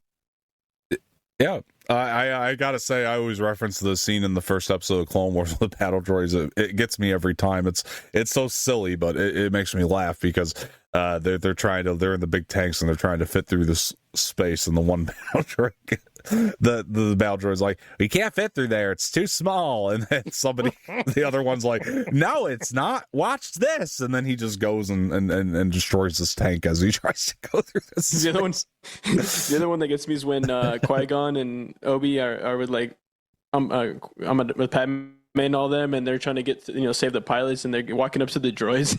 The droids are talking to Qui-Gon and them, and that whole conversation gets me every time with the battle droids. Yeah, no, for sure. That's amazing, and I do agree with you though. The droidicas though too. I mean, like I have a figure of a droidica pre-ordered. We actually checked out the Hasbro Pulse stream here on the show, Jose. That they were announcing that, and I was like, oh shit, I have to get that. The design is just, it's too amazing, and they put a lot of work into the detail of it and everything. Oh, and this isn't Phantom Menace, but it is a battle droid. Can we get more love for Mr. Bones? Mr. Bones is awesome. If you've not read one of the greatest things. If you've not read the Aftermath trilogy, folks, do that now. Mr. Bones is such a cool character. Mr. Bones is probably my favorite battle droid. Yeah, I think he's Snoke. Well, the next movie will be about That's how you get me in that Rey movie. You get me about that Rey movie. You go, Mr. Bones is a villain. Up there. Yeah, Mr. Bones would be awesome. I would love to see a live action. I want to see the whole Aftermath crew in live action. He's in the Lego game. Yes, he is. Yeah. What do you think of? He's like, oh boy, another kill. Cracks me up.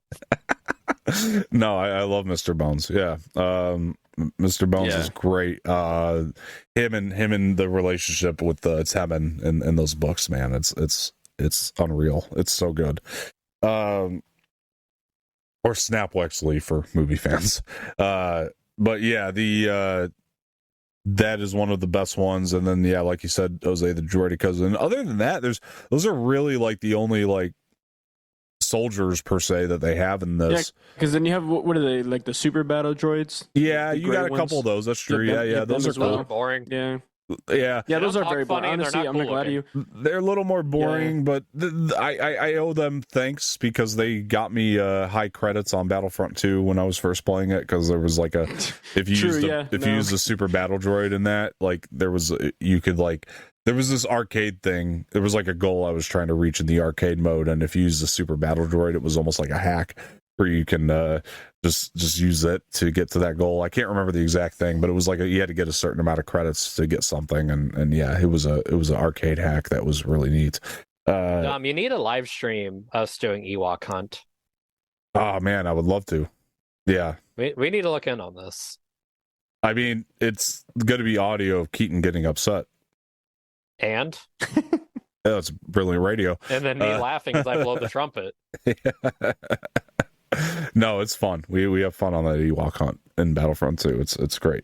Yeah, no, for sure. But moving into, I do want to talk about, speaking of battle droids and droidicas, the ending battle in Naboo, because I think that this has been massive inspiration to films moving forward. Honestly, like the one thing I reference immediately is the battle for Wakanda at the end of Black Panther or Infinity War. Like there's a visual thing I think that they took. I mean, you can argue, the comics, kind of illustrated that as well, but I would say Phantom Menace, visually really did inspire, that battle for Wakanda when you look at it at the end of Black Panther, again, Infinity War, because the design of it is very similar and there's similar visual cues to it. And so that's one of the things I really enjoy about it. The other thing about the ending battle that still to this day makes no sense is why Anakin found a helmet that fits his head in that ship that he gets into. The Force works in mysterious ways. I guess. Very true.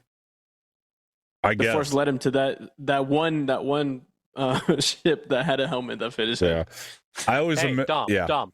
That's the story for another time. That's right. That's how they explain it. I actually always joked, but I always kind of imagined that pilot that flew that ship was the guy from Beetlejuice whose head shrinks at the end of it. Like I always pictured that being the pilot, and that's why that helmet fit Anakin's head. Hey, we got a trailer for that next Thursday, or for this Thursday. Beetlejuice? Yeah, new trailer, so we get to see you cry on stream again. Yay. All right. Hey. So I'm excited about that. Yeah. Can't wait to see Dom cry again while we record. That's right. That's right. Yeah. Jesus, that hit me.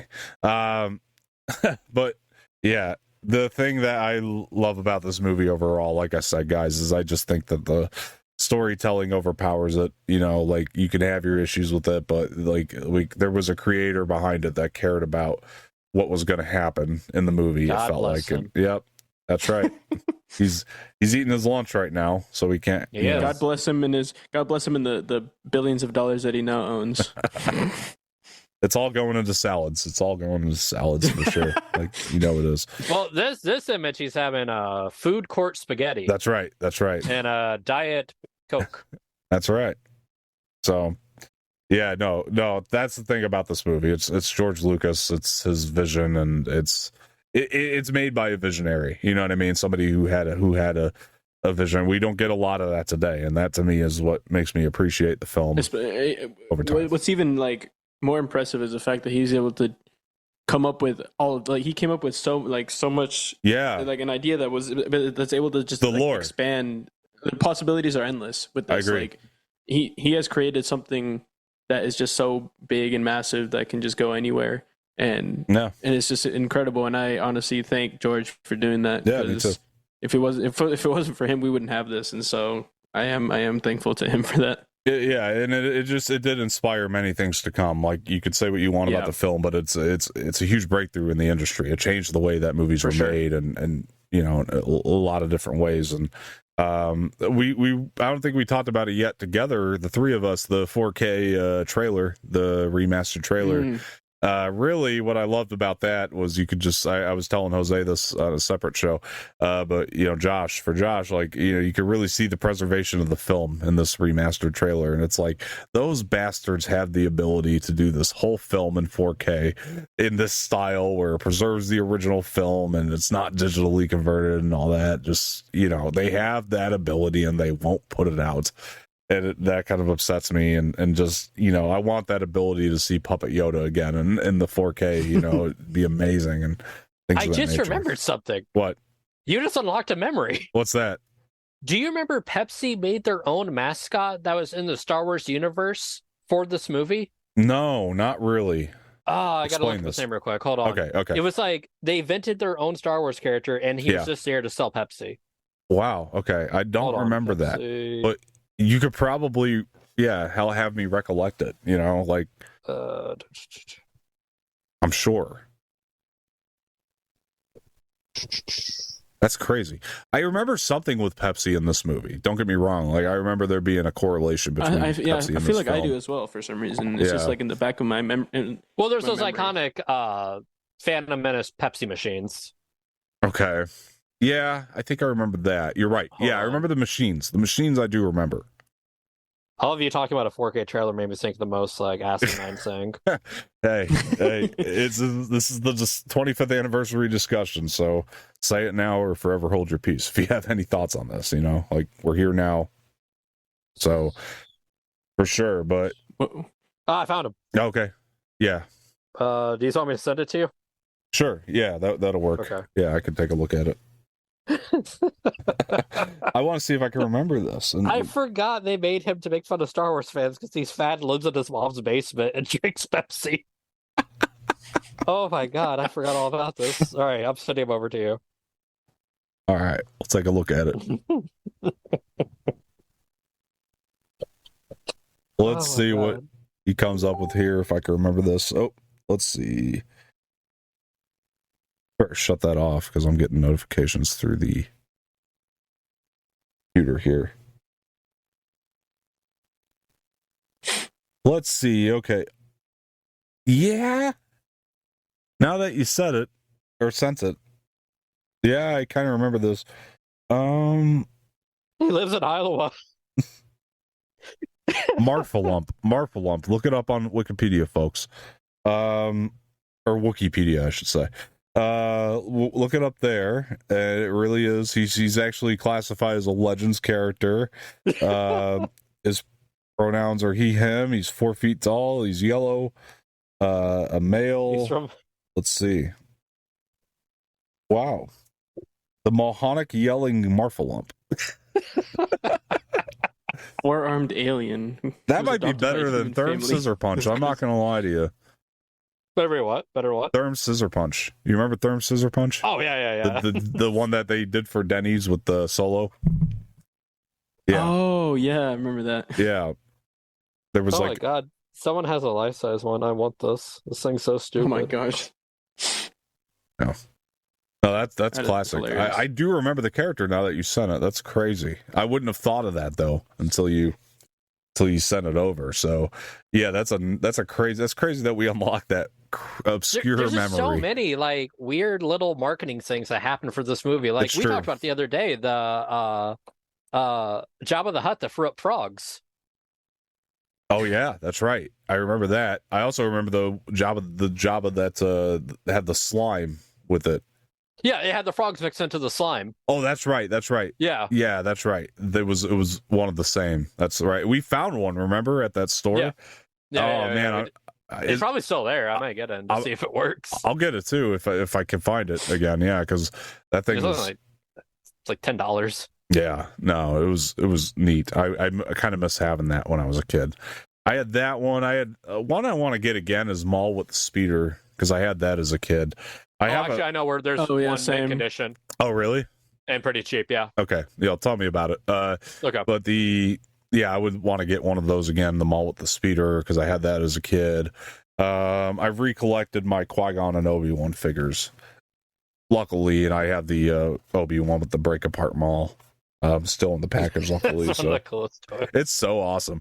Like the fact that Maul just breaks apart. It's just I don't know. It was fun to play with as a kid, for sure. I don't know. Did that toy come out before the movie? Yeah, I think so. Oh, what a spoiler. Yeah. I know, right? I think that they weren't as tight-lipped on some of this stuff. No, they weren't. Yeah, back then. Because I do remember soundtracks coming before the movies and things of that nature. Yeah. The best one is Mask of the Phantasm, the Batman movie. The toy gave away who the villain was. Oh, did it? Oh, yeah, man. My goodness. Because it was supposed to be like, oh, who's the Phantasm? And it's like Bruce's love interest. Oh yeah. But the toy came without the mask on, so you just saw her head. Oh my gosh. You gotta wonder, spoil the whole movie. Did them giving things away though help people go see it, because they're like, true, because they know something's going to happen, so now they're just kind of like, at that point, they want to see it for themselves. Yeah, they were like, well, I want to see how that plays out, now that I know what's going to happen, like, we were talking about the soundtrack thing, leaking the Qui-Gon death. Well, it's like, well, I want to watch that guy die, you know what I mean? And all that kind of stuff. I want to see how it happens, you know what I mean? I know he's going to die, but I want to see how it happens. Yeah. Or little me going, how in the hell they get demons in Star Wars? But that was my thought too. I agree with you, because like, you look at Maul, like you were saying earlier, it is a different looking character. Like it does look like a demon, and you do want to know everything about him, and you can go to the store and you can buy his double-bladed lightsaber. Well, if I remember correctly, you had to buy each piece separately, right? So you basically had to buy 2 Maul sabers, and they connect together, if I'm not mistaken. I think so. That's how it is. Well, I think it changed, because when I was a kid, it came just like, it was just the double-sided. You didn't have to buy 2 separate ones. You were able to just buy his double-sided. Whatever reason, I remember there being an electric one that was like that, like it lit up and everything. But then I think like the cheap, like $10 ones that could clip to your belt, I think there's 2 you had to put together, if I remember. Yeah, that's what I was thinking of too. Yeah, I think I remember the one pack.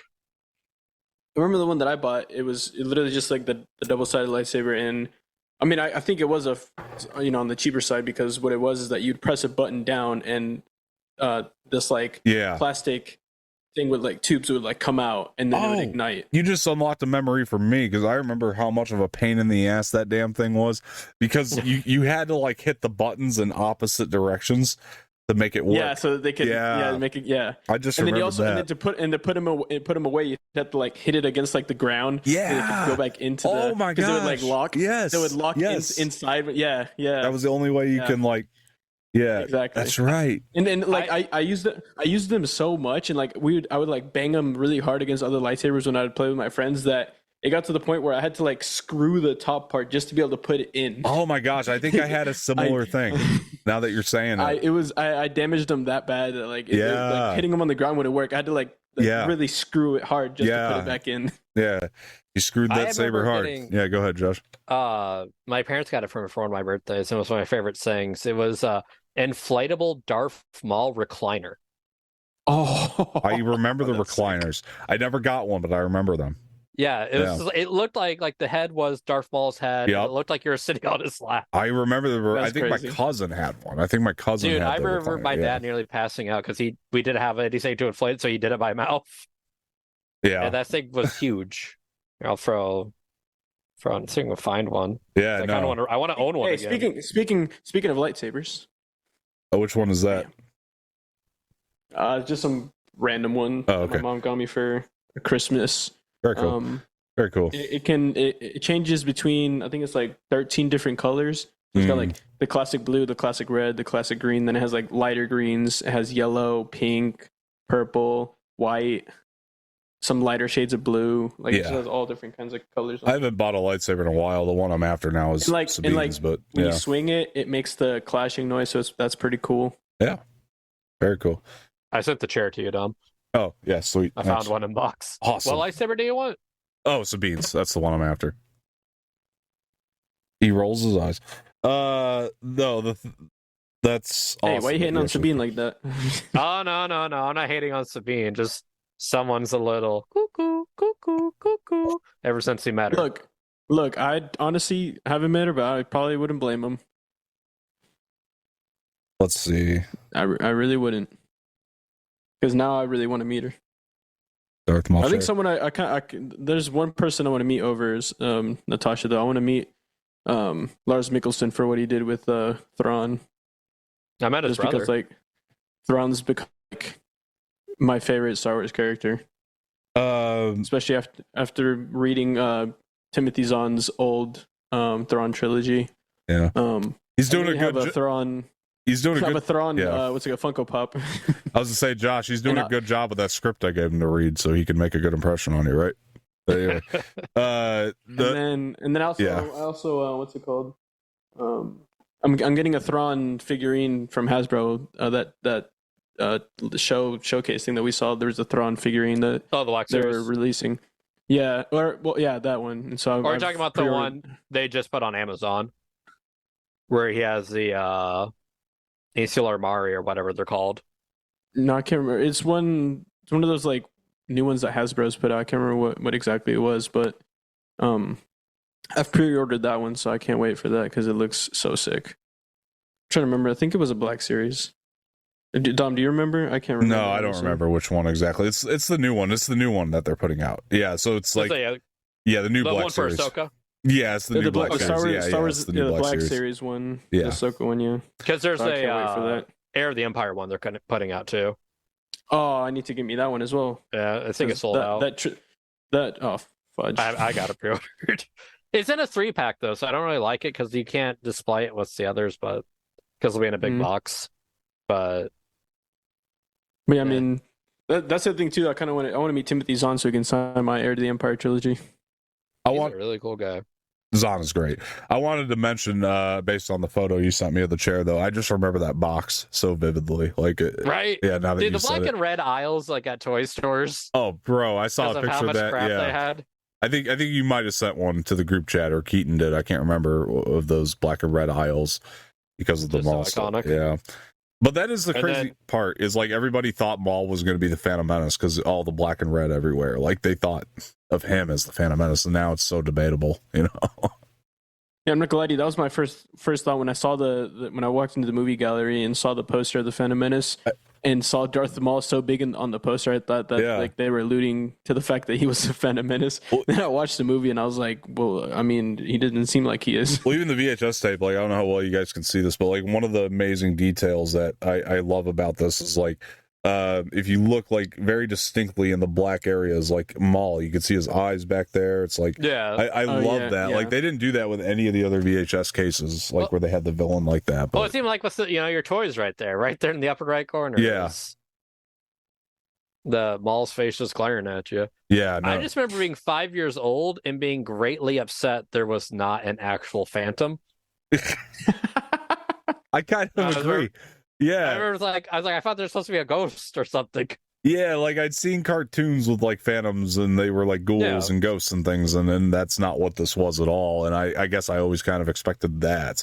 I remember being a kid thinking that too, weirdly. One of the things I remember is like, because my mind was so blown about Anakin being Darth Vader, is like, I remember coming home with my family and we all watched Return of the Jedi just to see that scene, because the guy in the line told us, yeah, rewatch Return of the Jedi. He says Anakin Skywalker in that movie, and you rewatch it and it's there. And the other thing that was really interesting too is like, I didn't notice this till recently, but if you put on the subtitles for New Hope, Anakin's name is dropped very briefly in that too.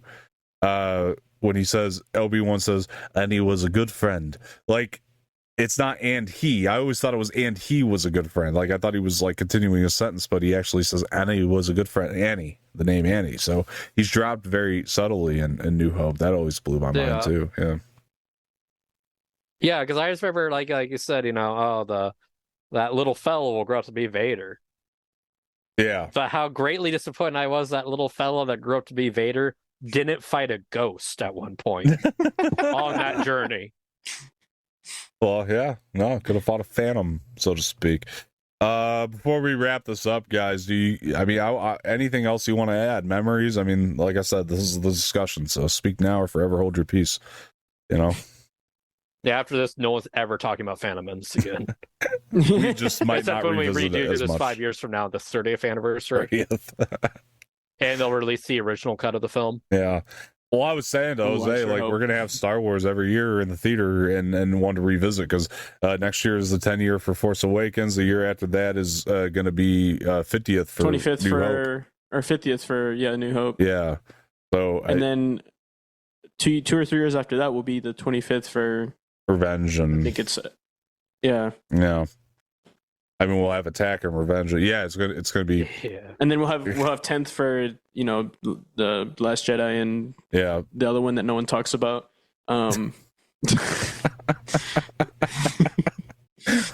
It did just kind of disappear from conversations completely, didn't it?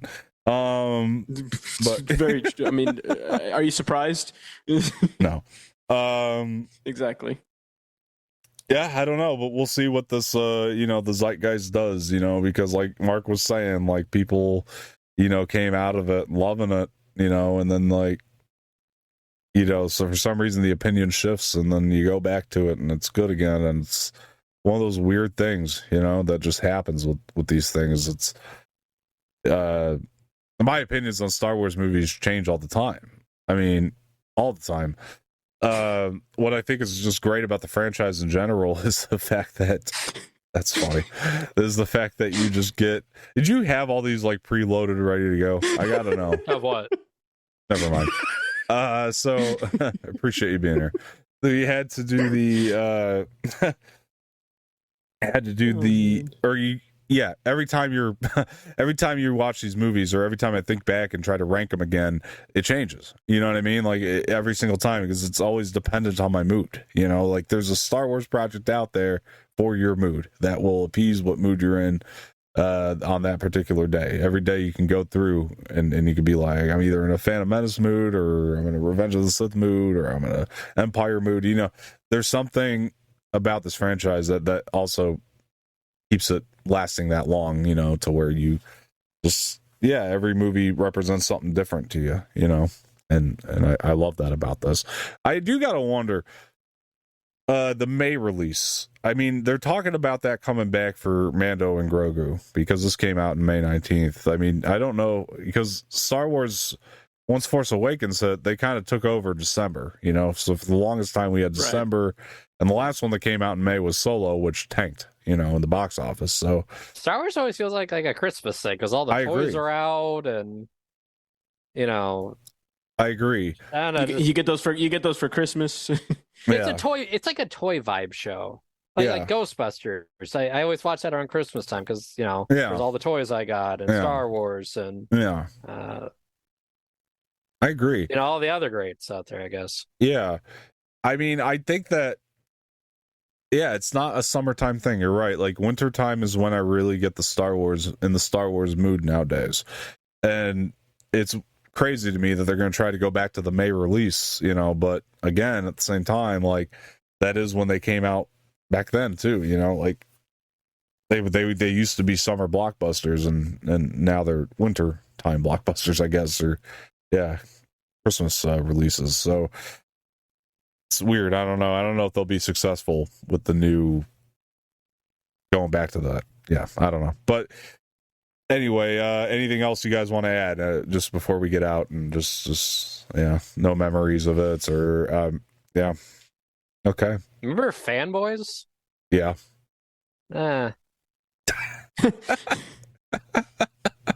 Agreed. People freak out about that movie too. Some people it's just more propaganda against the Phantom Menace, and who needs that? Yeah, no, it didn't help. Even The Simpsons joined the propaganda. Yeah, a lot. You know how much I like The Simpsons. Yeah, a lot of things did. Simpsons has always made statements on Star Wars, though. Let's be honest. Now, unfortunately, they're. Well, fortunately or unfortunately, however you want to look at it, I mean, they're in support of Star Wars because they're owned by Disney. True. But, they still take jabs, though. Yeah, they do. I just saw the Mother's Day Star Wars special they put out. Yeah, it's not completely, what do you call that? It's not completely Teflon, so where it's like you can't touch it, I guess. But anyway, that's our discussion then, guys, I guess. I'm trying to think. I don't think there's anything else I have either. But, all I could say to end this off is, like, I just have fond memories of this movie. And regardless of what everybody thinks of it now, I mean, again, we all have different journeys with it and different experiences with it. And, that's the same for every Star Wars. It's the same for every Star Wars, Yeah. I guess one last thing I can add is that for me, it hasn't changed in the where I rank it with the originals, if I'm being honest. Yeah, that's fair. Now, did I like that I got to watch it in theaters for the first time? Yes. Did I enjoy it more watching in the theater versus, watching it at home on a smaller screen? Yes. but it hasn't really changed where I rank it between the originals. But to each their own. That's Star Wars for you.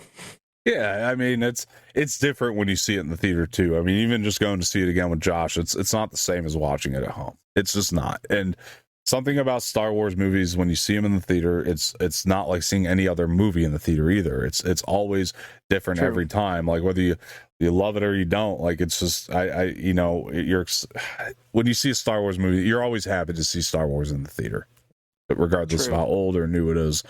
It's just it's not the same. It's different. Or how good or bad it is.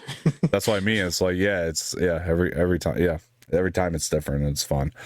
But yeah, I mean that's my thing is like just I mean I would say let's grade it, but like I don't even think it's necessary. It's like it is what it is. I'm gonna let it speak for itself after 25 years, and everybody's, like I said, just gonna have your own experience with it. It's hard for me to rank this movie. It's a Star Wars movie. It's a Star Wars movie with flaws that I recognize, but it's also a Star Wars movie, and I'm excited to watch it every time. So yeah, that's where I'm at with it. Josh, will you anything closing here? Or it's just that's something I talked about you in the car. We got the Attack of the Clones coming. We do, and that'll be the first time they re-release a Star Wars movie without changing it. Yeah, that's a good point. Phantom Menace, or not Phantom Menace, Attack of the Clones will be the first time that there is something that there's nothing that needs to be changed. How good that movie is. Yeah, guys, look, that's our discussion on the Phantom Menace. But we want to know what you guys think of it, and yeah, let us know in the comments below. We'd love to hear from you. How do I get fucking dirt all over my face? Do a Jeremy Johnson punch the screen. It's like, what'd I get here? Do the yeah. Yeah, there you go. End it there. All right. All right, before we get out of here, like the video, subscribe to the channel, leave feedback in the comment section, share this with your friends, hit the bell for notifications. It's always much appreciated. And once again, I've been Don Martino. This has been Josh Richards. Who are you Josh now? You've been Don Martino. Who are you now? Still Dom. Oh, okay. Yeah. Okay, sorry. All right. Where can people find you, Josh, before we go? They can find me in random times. You text me saying, "Hey, do you want to be on the show?" Yep. All right. Oh, fair enough. I am working on a little project. More details to come. Perfect. A little bit of an NDA going on. Let's just say that. Perfect. Okay. Excited. Exciting things. All right, Jose. Before we go, where can people find you? You guys can find me on Instagram, Twitter, and TikTok at Type 1 Latino, all lowercase all together. All right, you guys can find me on Twitter at Dom_Martino_ and on Instagram, Dom_Martino_official. Please follow the Extract Media pages at Extract Media blog across both platforms there. It's at the top. You can see it there. And yeah, it's our Phantom Menace discussion. I want to thank both of our guests here, Josh and Jose. And without further ado, we will talk to you guys later. See ya.